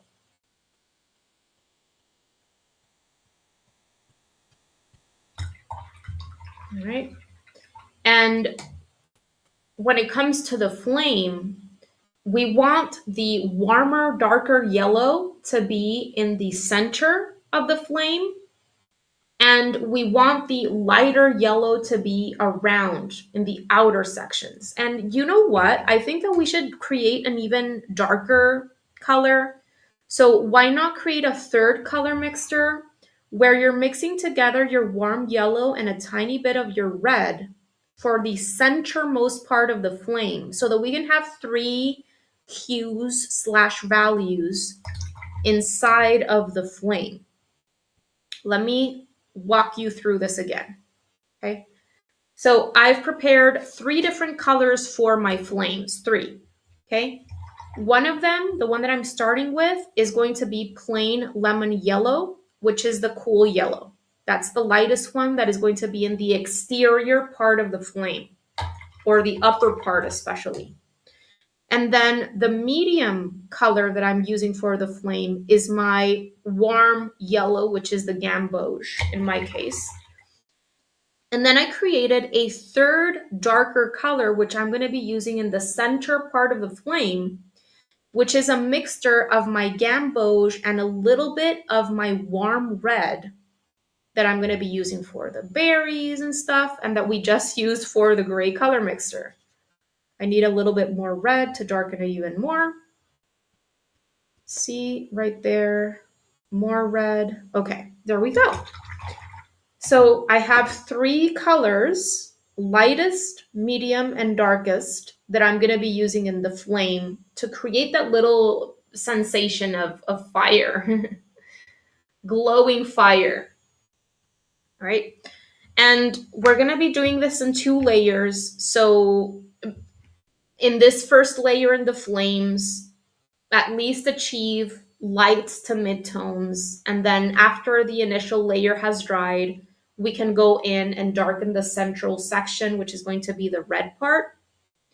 You don't have to achieve all of the values right now, because the reason why I'm saying this is because these are pretty small shapes. And if you try to do all of the values in one go, it can be a little bit difficult, because paint is always going to expand when you place it on paper that is wet. And so just remember that you're going to be doing this in layers. After this has dried, you can work on that middle section with the red. Okay, so let's go in with the lightest color first, which is the lemon yellow, or whatever cool yellow you have chosen. And by the way, I'm continuing to use my size 8 round brush. Okay, so relatively watered down. I would say like a coffee consistency. I'm going to go in and paint the flames.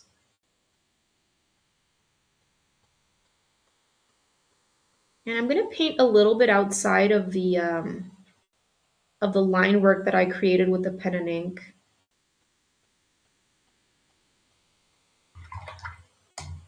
So that I can have a bit of a, glow. And you can even go in and do some bleeding with a wet brush. After you've painted that shape, run the clean and slightly damp bristles of your paintbrush around that yellow shape, and you'll get some bleeding so that the yellow can extend past that line work and create a bit of a gradient. And then I'm going to drop in the warm yellow in the center. And finally, just going to take a tiny bit of this darker red and drop it into the middle of the flame.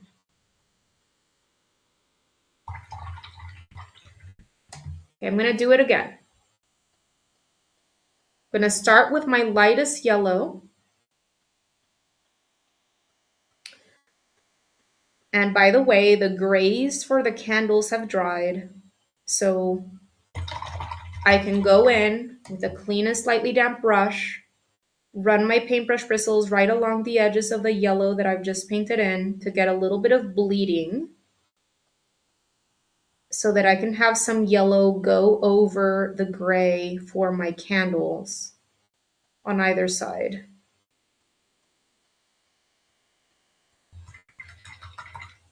And then I can go in with my medium yellow, add it right in the center.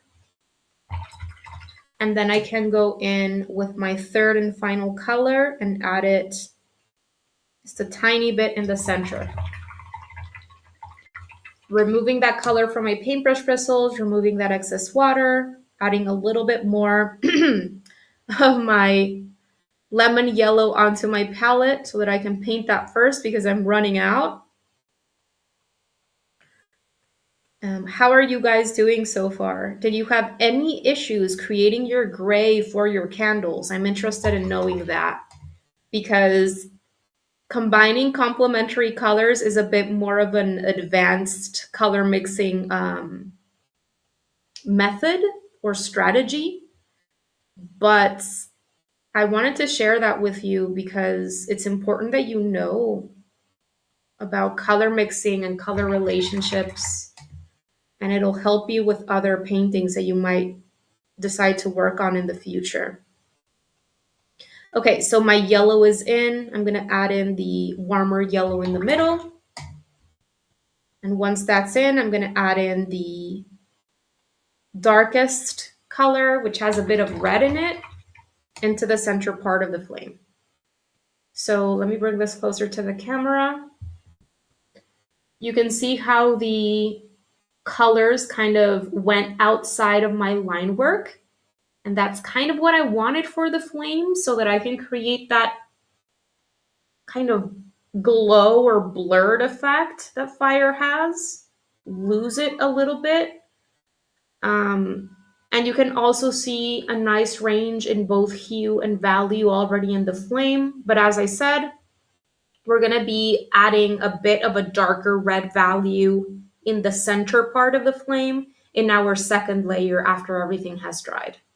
Okay? Awesome. Let's move on to painting the holly leaves, shall we? Shall we?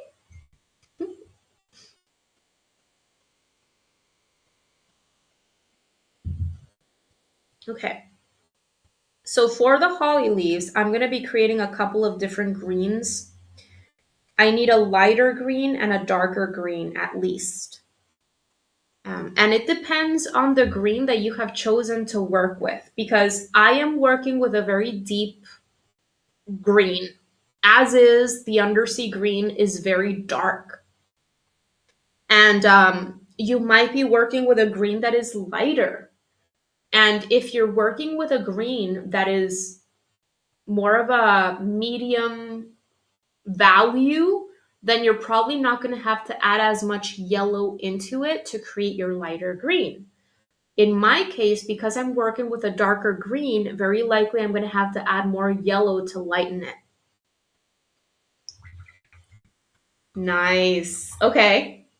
Good to know that your gray turned out to look warmer and more on the brown side, because that's exactly what we wanted for the candles. A bit more of an off-white warmer color. Okay, cool. Let me clean out this brownish gray color a little bit.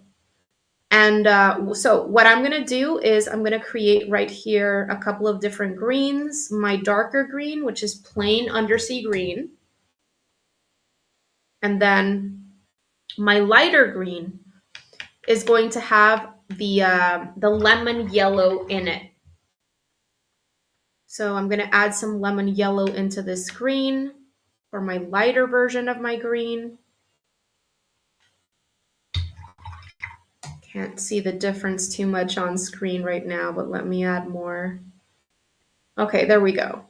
So just make sure that there is a difference in your greens.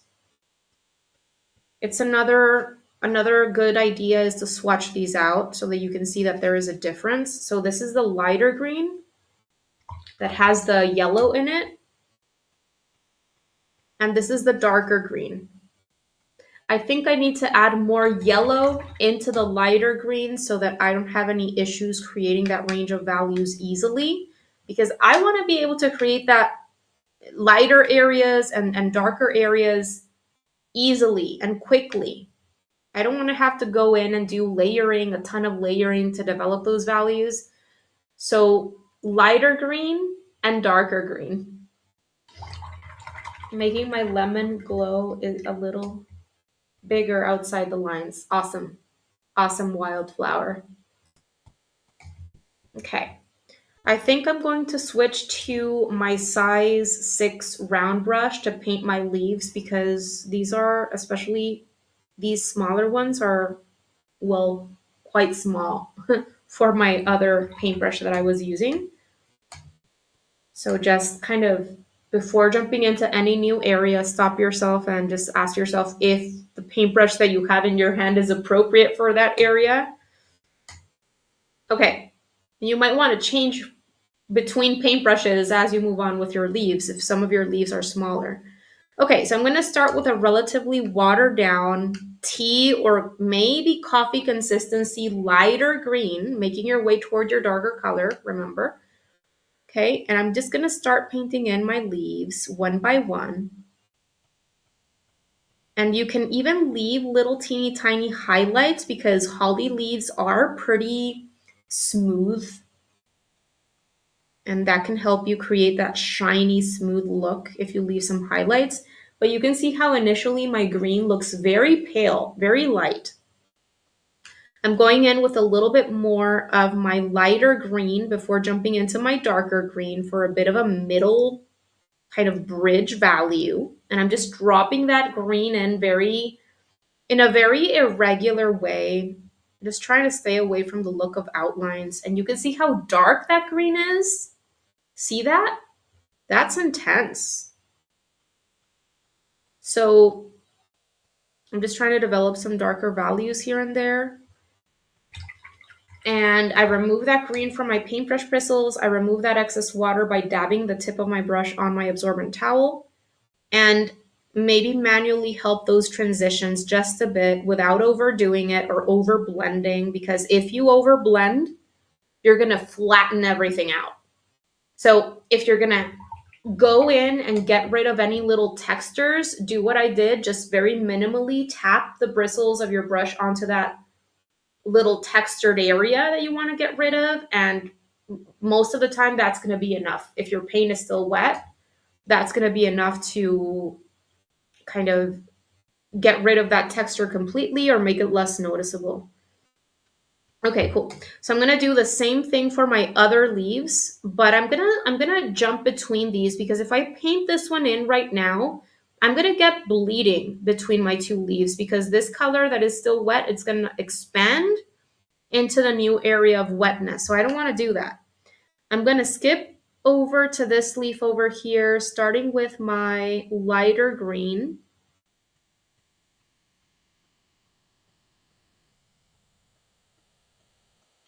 And if you ever go in too dark too fast, just immediately stop what you're doing, remove that color from your paintbrush bristles, and with a clean and slightly damp brush, just go in to run your bristles over that shape, and that's going to soften that color.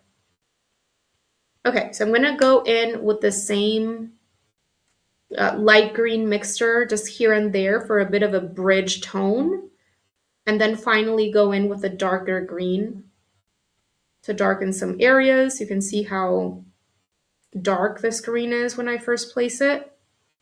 So if I want to go in and smooth textures or help transitions happen a little bit more softly, I just do it very minimally with a brush.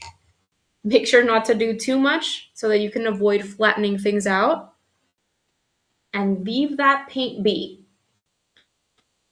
Because the more moving around you do of paint after you've placed it on paper, and the more layering you do, especially the more unnecessary layering you do, the more overworked your painting is going to be and the less fresh your painting will look at the end. Light color is in.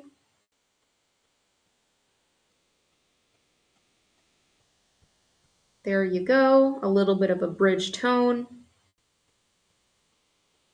And darker green just here and there for that nice range of green values.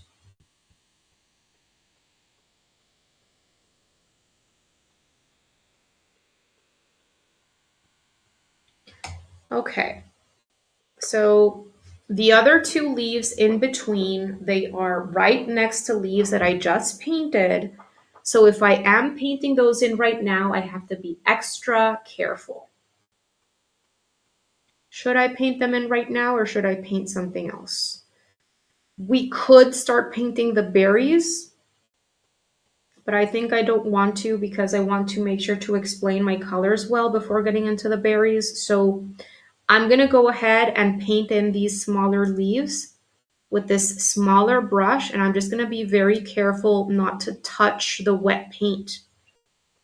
Okay, if you want to wait for a couple of minutes or do this later, if you feel everything is too wet and you don't want to do it right now, because you think the color will bleed together, just wait. Do it later. You know the process already, so it's not that big of a deal. Okay.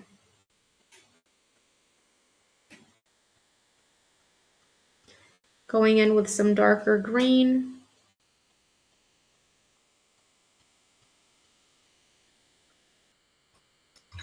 Going in to soften some transitions manually. And that's it. And now I'm going to do the last one. This is a size 3 round brush, by the way. I'm not sure if I said it.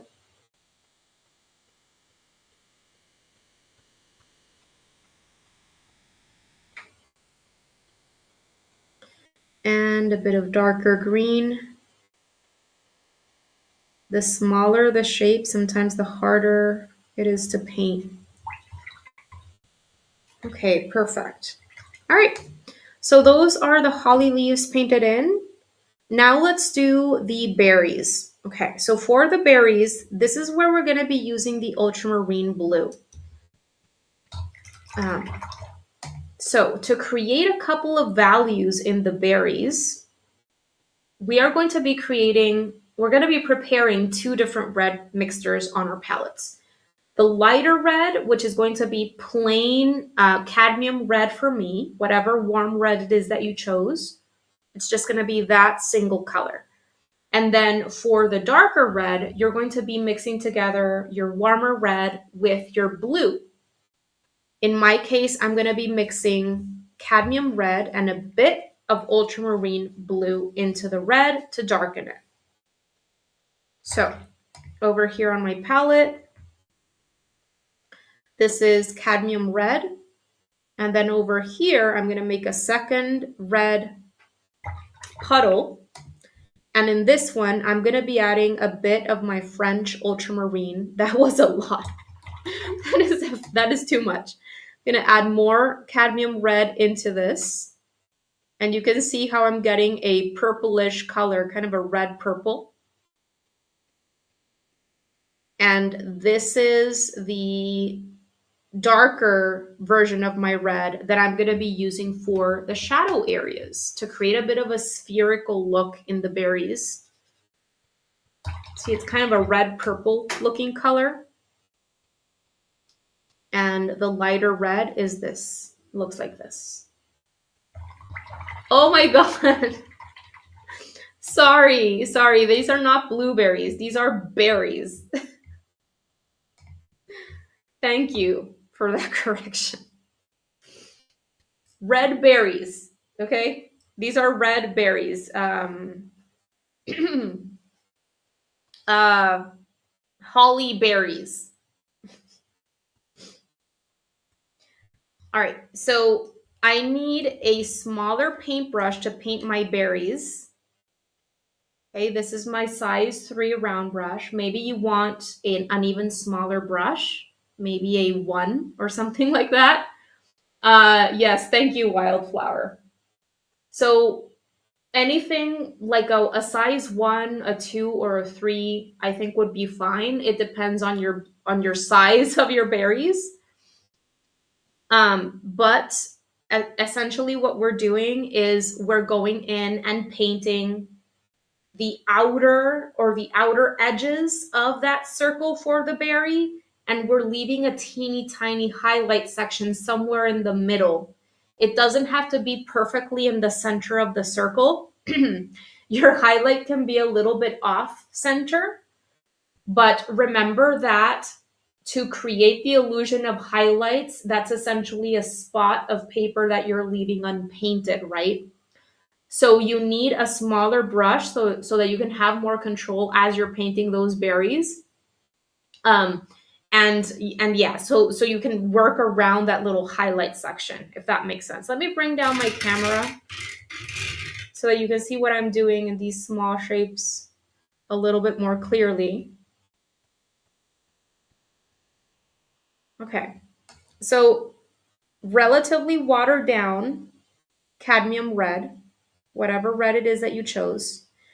And you're going in and you're painting in that lighter red, leaving a little highlight section somewhere near the center of the berry. And I'm just going to go ahead and paint in this first layer in all of my berries.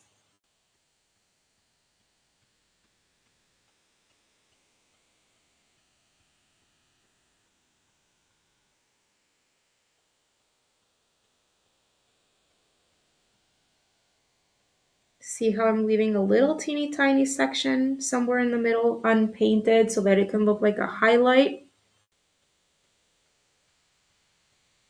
The sun is coming in and out of behind and in and out of clouds. So the lighting is changing a lot. Sorry about that.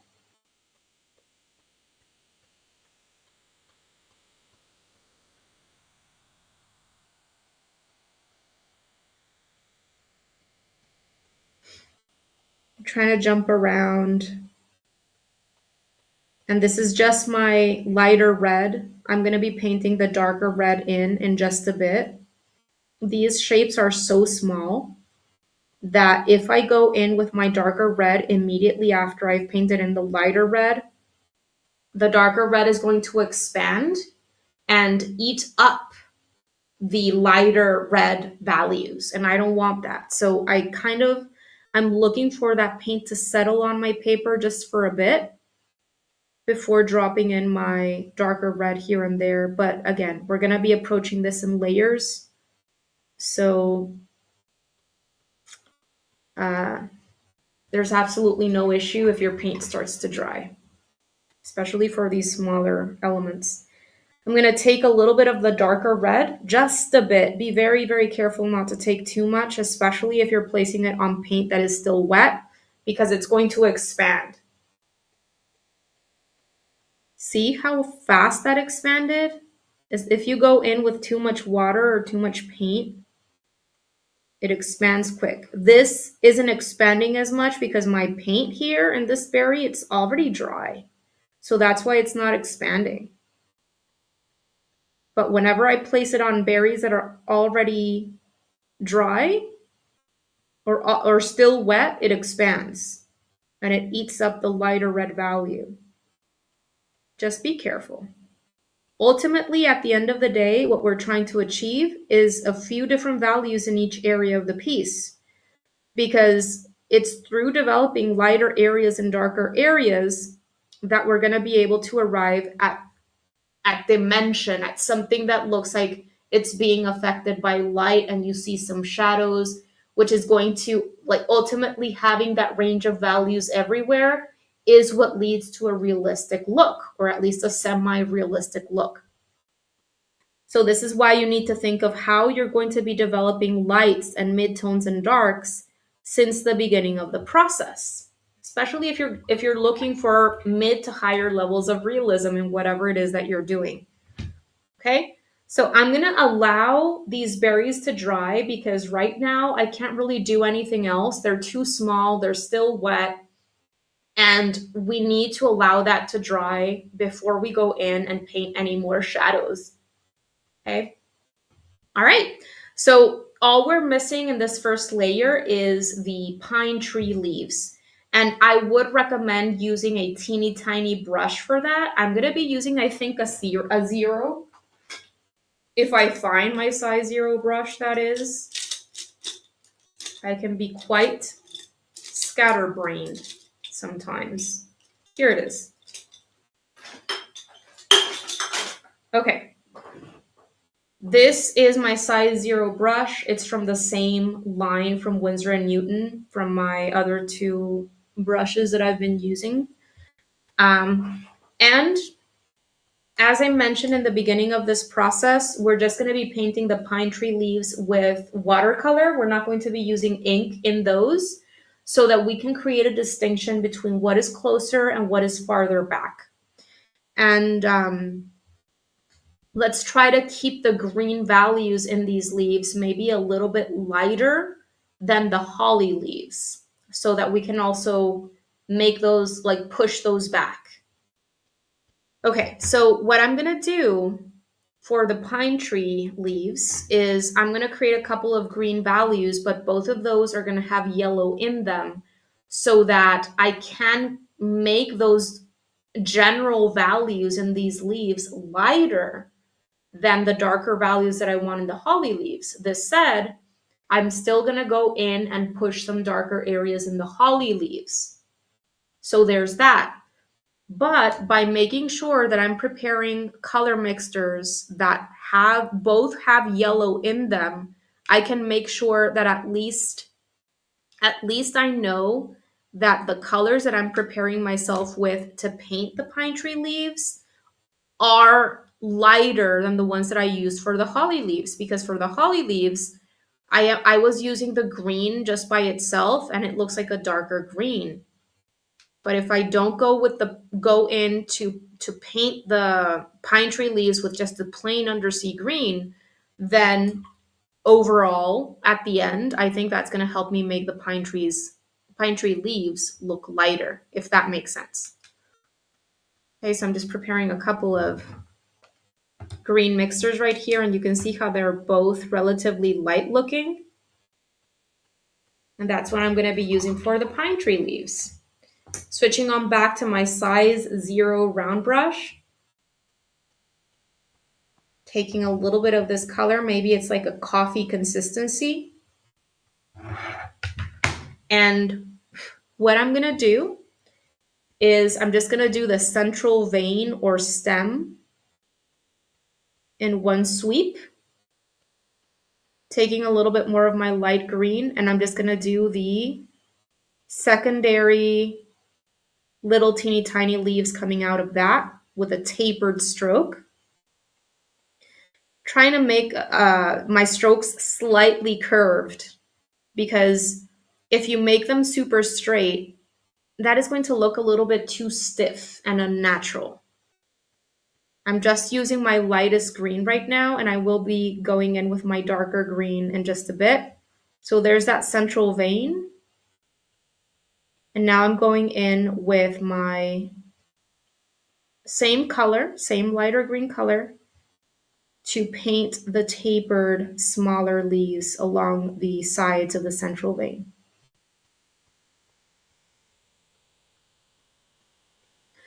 Okay, opposite side. Let's see if I can do this in the opposite direction, because since I'm right-handed, these are easier than these over here. So, I got a little bit of a dry brush there. And then, here we go.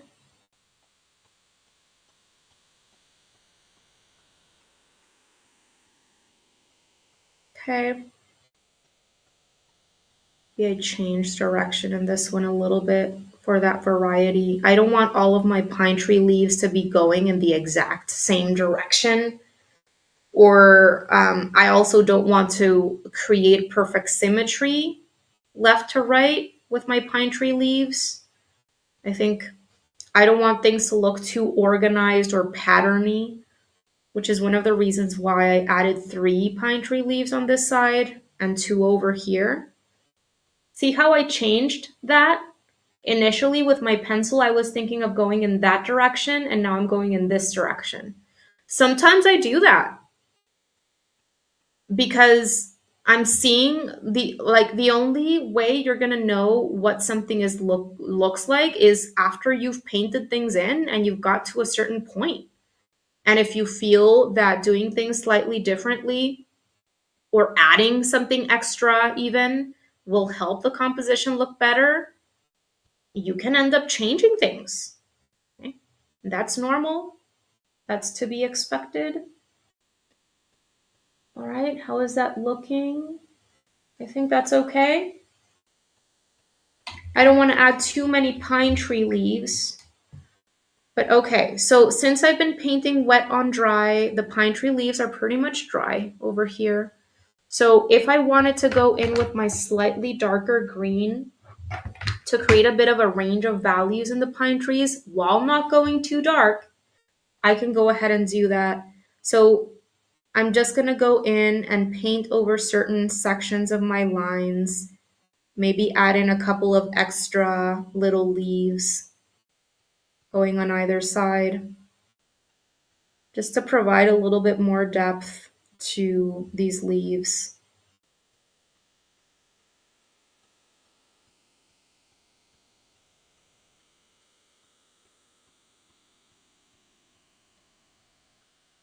See how I'm just going over certain sections in the stem and maybe adding a couple of extra little leaves on either side. First, going over sections of the stem.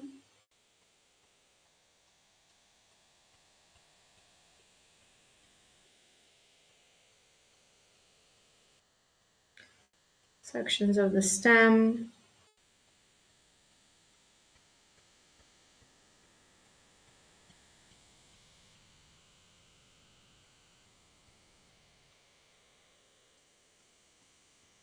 How are you guys doing? If you're having trouble with this kind of brushstroke where it's very thin and you're just going in with essentially the tip of your brush, I would recommend doing practice drills on just, cheaper watercolor paper or watercolor sketchbooks so that you can gain control over your paintbrush. And I do have a video on my channel where I teach you about essential, like I take you through brushstroke drills, I teach you about scribbling and stippling and C strokes. And I think that same video has the 3 essential washes that you should know how to do: the flat wash, the graded wash, and the variegated wash. So you can find that video on my channel. But those are the kinds of drills that I'm referring to. They will help you develop your water control and control over your brushes. Okay, so this is layer 1, and I just want to show you what happens if you do decide to go in with another layer.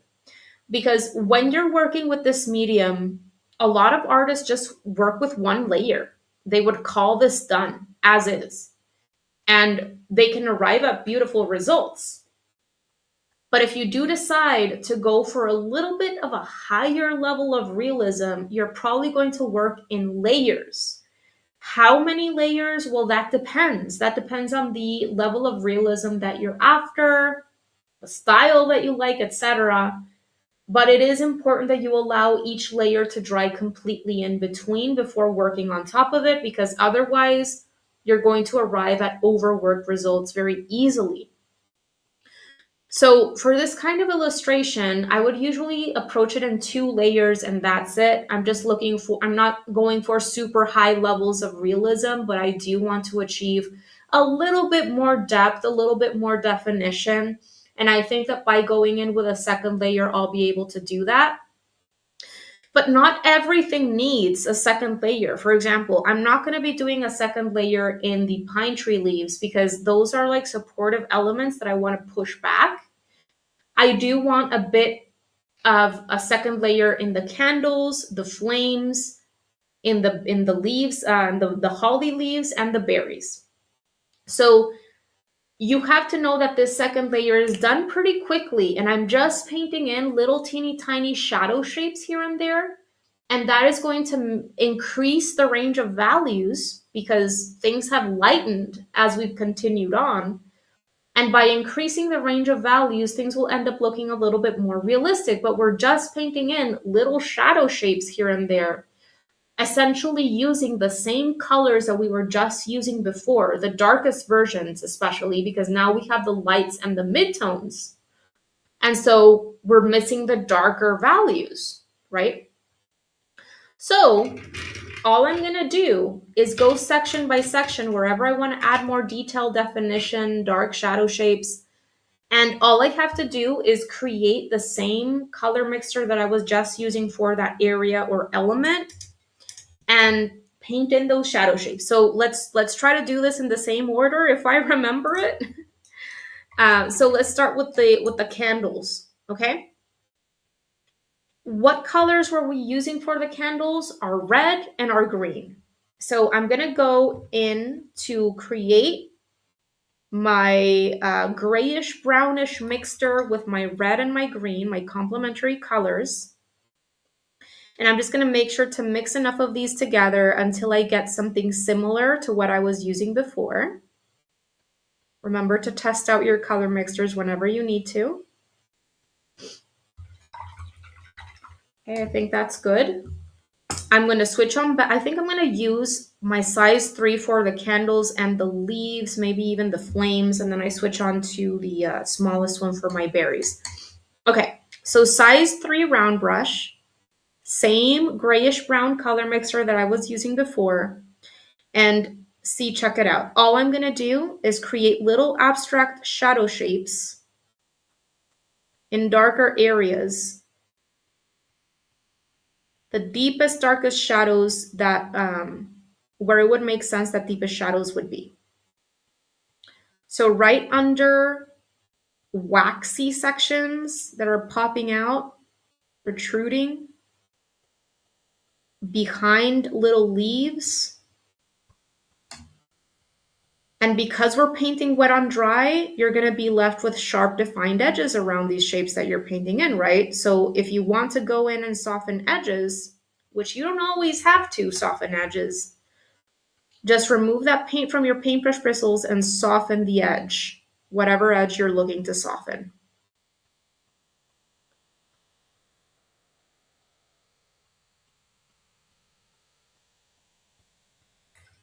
Okay. Just gonna do that same work all throughout my candles.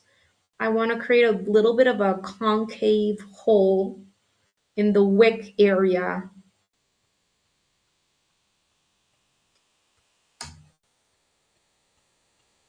Maybe not in all of them.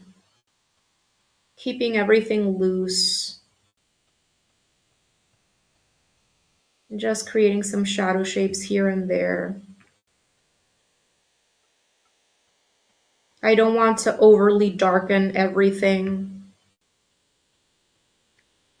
I'm just looking to increase that range of values. And as you do this, you'll notice that things start looking a little bit more realistic. Why? Because you're increasing that range of values. I don't want to do too much shadow work behind this flame because I'll get rid of that glow of light that that flame is creating. I think that's enough. That's enough. All right. So now let's move on to the flames. Let me go back to the two colors that I was using, or even just the last one that I was using in the flames, because for the flames, remember how I created 3? We first went in with the cool yellow, the lightest yellow. Then we went in with the warmer yellow, and then we went in with the warm yellow plus red mixture. So in this part of the process, I really just need the third and final mixture, the red plus Gamboge. I think that might be a little bit too much red. And I'm gonna go in wet on dry with my size 3 brush. And I'm just gonna push the area right here in the middle. That shape looks a little bit too defined to me, so I'm gonna go in and just very gently soften edges. There we go. With a clean and slightly damp brush, I just went in to soften edges. So I create a bit of a shape here in the middle. I remove that paint from my paintbrush bristles, remove that excess water, and soften the outer edge. Same thing with this one over here. Paint in that shape. Remove that paint from my paintbrush bristles, remove that excess water, and soften outer edges. And if you want to intensify the center, add more red into your mixture and drop it in. While that paint is still wet, if you want those soft effects.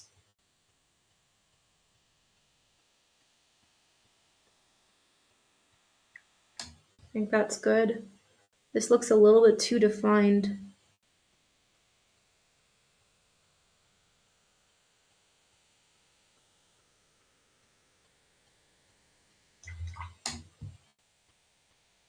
I want a blurry, soft look in the flame. There we go. I think that's better.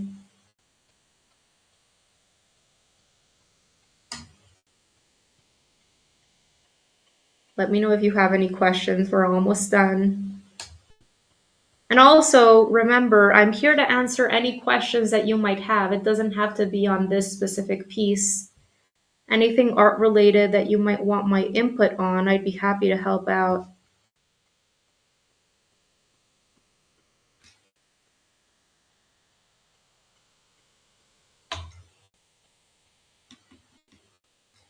How's this final part of 2024 going for you?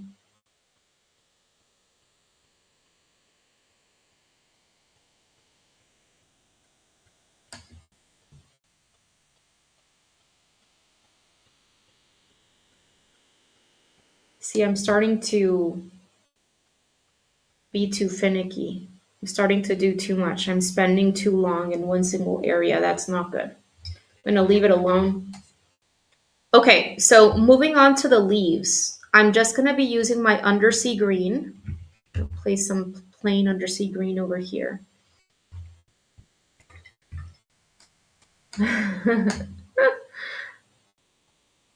Undersea green because I'm just going in to push some shadow shapes. Kind of a coffee consistency. And for the leaves, all I'm gonna do, maybe I should use an even smaller brush. Let me try this one. All I'm gonna do is create some shadow shapes, maybe behind leaves where I have some overlapping taking place. Maybe right along the central vein. Maybe along some edges that you're looking to add more definition into. That kind of thing. But just remember that these are little abstract shadow shapes. Try not to create outlines or too much symmetry, too much of a patterny look, that kind of thing.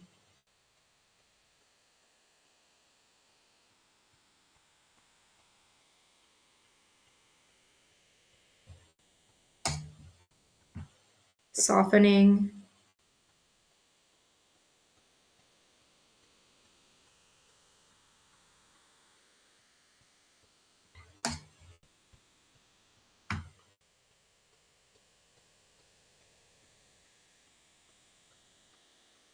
Maybe not all of your leaves need shadows too. So that's also a thing. If your leaves are already dark enough and you don't need to go in to darken anything else, don't. Don't do unnecessary layering because that is also a way that you can very easily get rid of that beautiful light glow that is so particular to this medium. If we go in and do too much layering and cover up too much of that paper.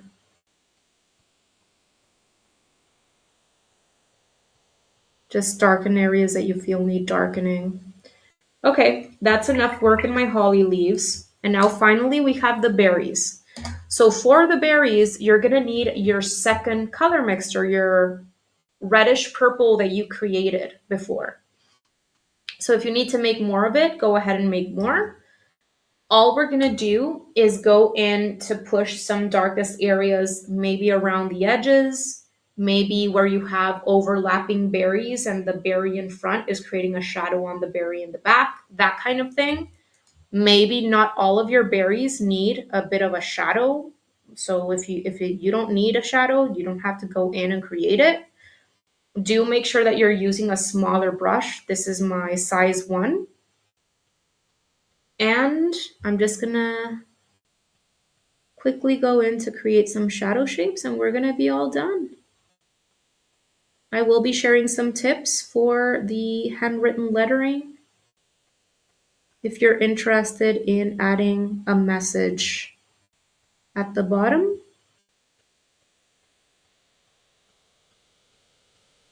Going around the edges, not completely, just some sections.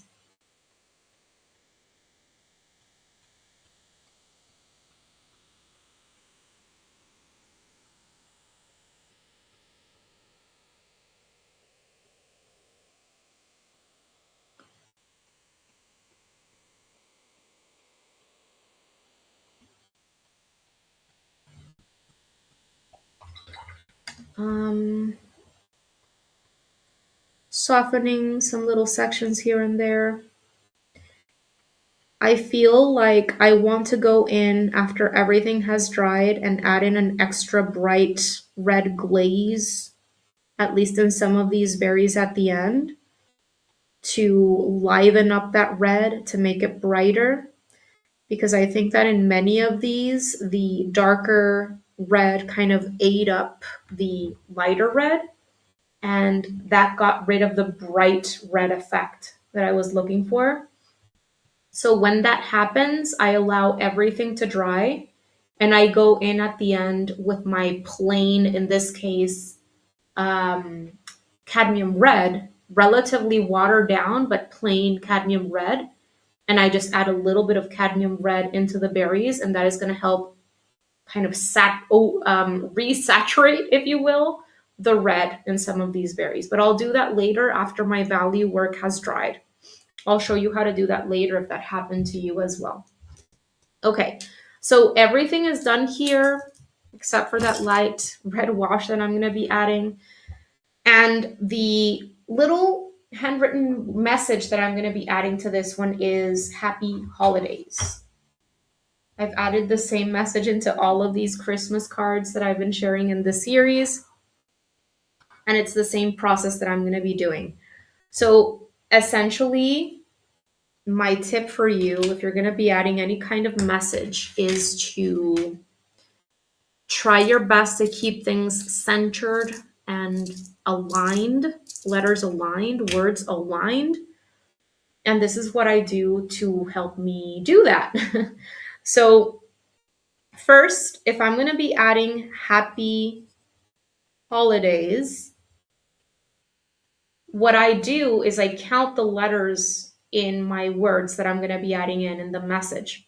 So this is 1, 2, 3, 4, 5. I count the space, 6, 7, 8, 9, 10, 11, 12, 13, 14. So I need a total of 14 spaces, letter spaces, right? 1, 2, 3, 4, 5, 6, 7, 8, 9, 10, 11, 12, 13, 14. Okay, so I know that I need 14 spaces. Now over here, what I like doing, I already have my little tick mark, right? So what I do is I create my little space that I want my message to fit in. So I just need one single kind of line because I'm going to do one single line. If you do 2 lines or your message is longer, then you're probably going to need 2 rectangles. But I just need one. So what I do is I create a rectangle down here exactly where I want my message to fit, making sure that I'm leaving approximately the same negative space left and right. And if you need a ruler to create a perfect rectangle here so that everything can be very aligned, then by all means go ahead and do that. You can do that. So after you've created your rectangle or rectangles, depending on the amount of lines that you're going to be adding, I would create a vertical right down the middle because to keep things centered and relatively symmetrical here, it's very helpful to visualize a vertical right in the middle of that rectangle. Okay. Once you have that middle vertical, or the vertical telling you where the middle of the rectangle is, and you know you have 14 letters, divide 14, or however your amount of letters or spaces you need is, by 2. So if I divide 14 by 2, that's going to give me 7. So that means 1, 2, 3, 4, 5, 6, 7, and my middle vertical would be right there. So the H and the O are going to be right along the left and right of that middle vertical. I hope that that makes sense. So if this is my middle vertical, this means that my H should be here and my O is going to be here. And so once I have those 2 letters that I know should be in the center there, then I can go ahead and do my letters on the left and on the right and fill in those spaces. So here, I'm going to do holidays.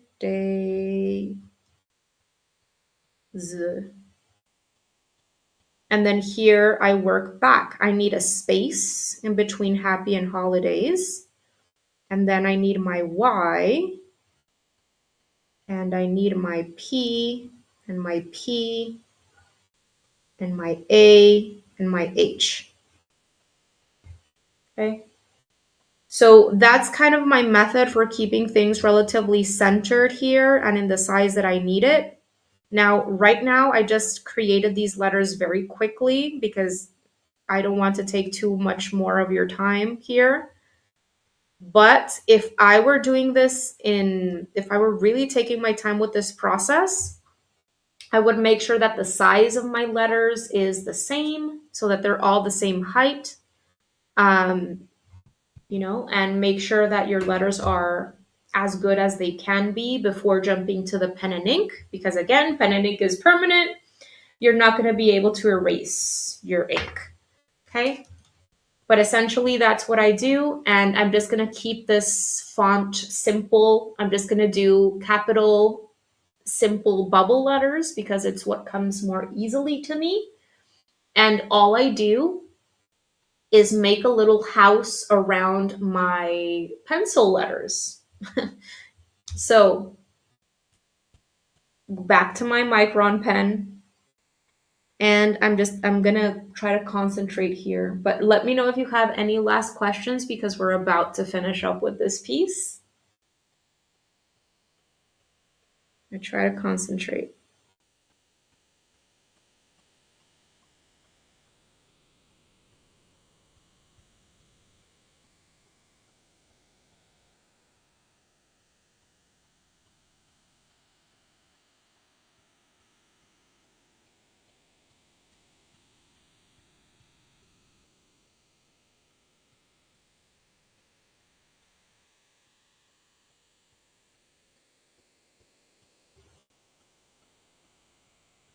I hope that you guys enjoyed these line and wash classes. I had never done these public sessions on my YouTube channel before. I really enjoyed planning and creating these for you, so I think it's definitely something I'll keep doing next December.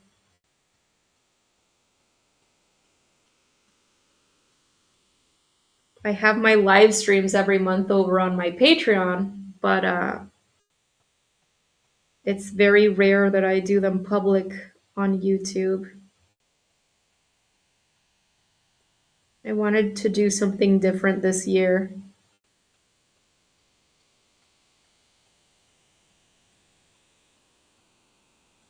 Hopefully bring people some happiness during this time of the year.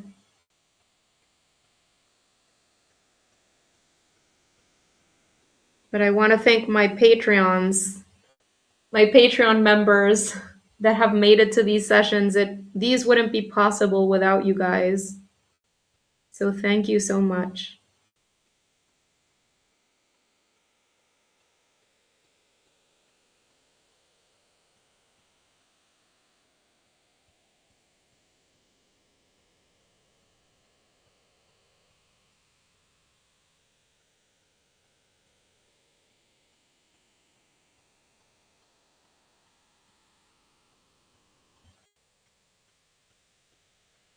Okay, why?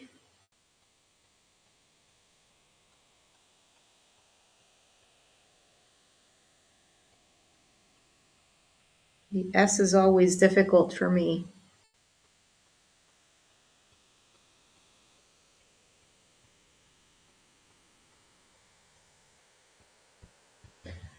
Okay, and sometimes what I do is fill in certain letters, and it helps you cover up mistakes if you made any. So, what I mean is I fill in certain letters.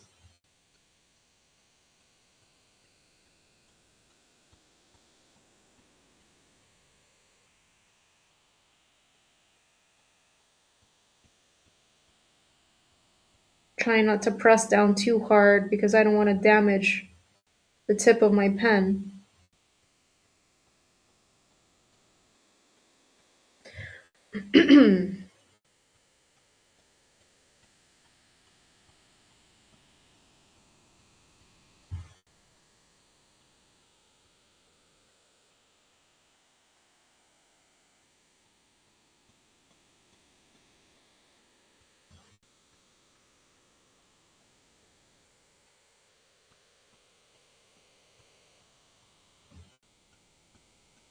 The recording of this live stream is going to be available indefinitely on my channel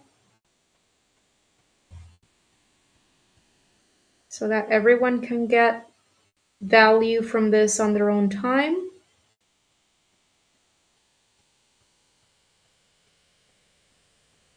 I will probably be cropping off or getting rid of the intro though, cutting that out.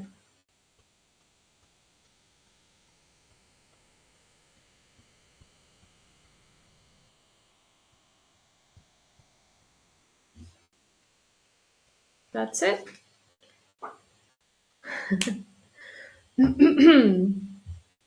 Wildflower, I'm glad you like the results. I'm going to go in with my final red wash.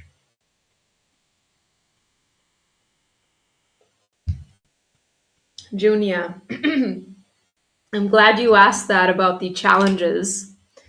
Junia is a Patreon member, so she knows about the challenges that I share every month over there or that I've been sharing in the past few months. And the answer is yes, Junia. In January, I'm going to be restarting the monthly challenges. Okay. So I'm not super for Patreon members that are here. I'm going to be taking the next couple of weeks off as at least from content creation because I have many things that I want to improve or redo in terms of the things, especially that I have over on my Patreon. And if I don't take time, if I don't intentionally make time to do those things at this last portion of the year, I never get to them because since I'm always every week creating new content and new stuff and new stuff and new stuff, I never have the time to improve what is already there, right? Add extra resources, make things clearer. I need to redo the how to use Patreon video because with all of these awesome new features that have been added to Patreon, especially these last couple of years or this last year, especially, new things keep changing and coming out and tabs change their names. And I was waiting for Patreon to finish with all of the main changes before redoing the how to use Patreon video, because otherwise I would have already had to do 50 how to use Patreon videos with all of the changes that happened this year. Um, but what I was getting at is I need at least a couple of weeks to work on all of that and improve what is already there, and I need to do planning and prep work for next year so that I can really hit the ground running with everything that I want to do next year. I have so many ideas that I'm very excited to do.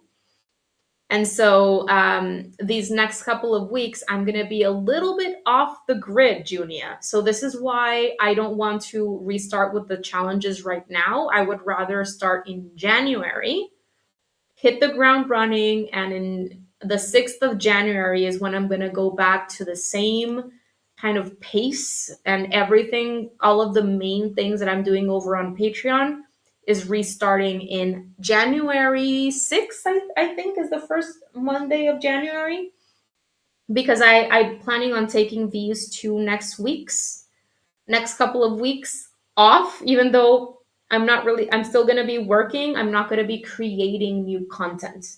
I hope that that makes sense. But for my Patreon community, I'm going to be checking on messages. I'm going to be responding emails. The rising stars can still send me their work for feedback. I will be doing all of those things. It's just the new content I'm going to put on pause for a couple of weeks. Okay? So I'm going to erase the graphite lines and shapes down here.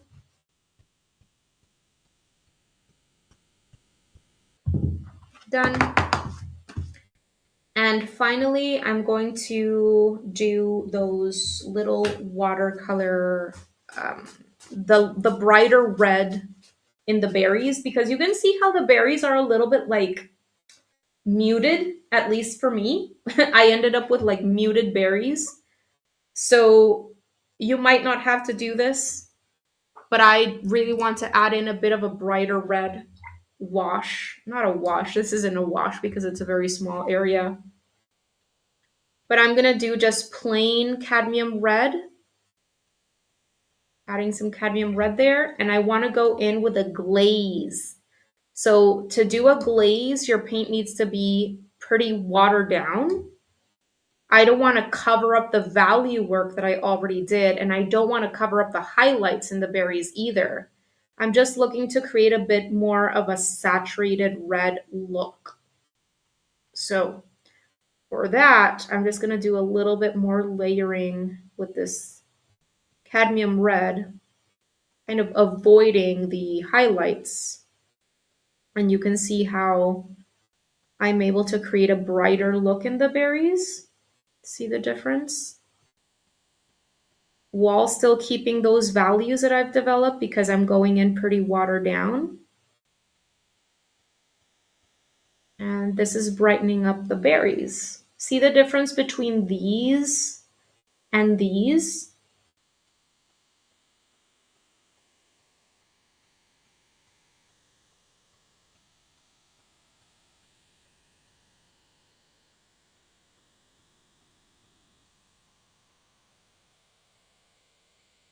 And as long as most of your berries have highlights in them, you're good. If you covered up some of your teeny tiny highlights as you were moving through this, it's fine. As long as most of them have a little bit of a highlight, you're going to get that shiny look, that shiny effect. Okay? So we're all done with this piece. I really, really hope that you enjoyed working on this one with me. I hope that you got to practice some sketching, that you learned some foundational kind of pen and ink drawing things, and that you were able to practice color mixing, maybe learn something new about color relationships, and that you got to practice your water and your brush control with this one. So many things that we practice in one same piece. And what's cool is that you can give this one away. You can scan it. You can print it multiple times. I do that in many Decembers. I've done that where I create one single piece traditionally by hand. Then I scan the piece or I photograph it. And then I kind of print it multiple times and write a personalized message for people. And then I can use the same piece for many different gifts. Junia, I'm so happy that you like this one. Thank you so much to all of the Patreon members that made it to this one. Really, thank you, because it's thanks to you that I'm able to continue producing free content for people to enjoy.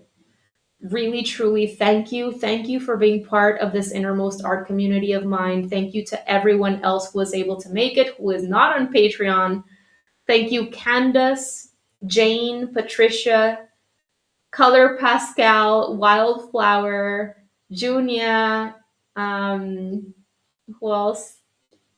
And yes, I think those are the only people I see here in the chat. Thank you guys so much. Thank you for making it to these live streams that I shared on in this December. I am looking forward to creating more helpful content for you, both free and for my Patreon.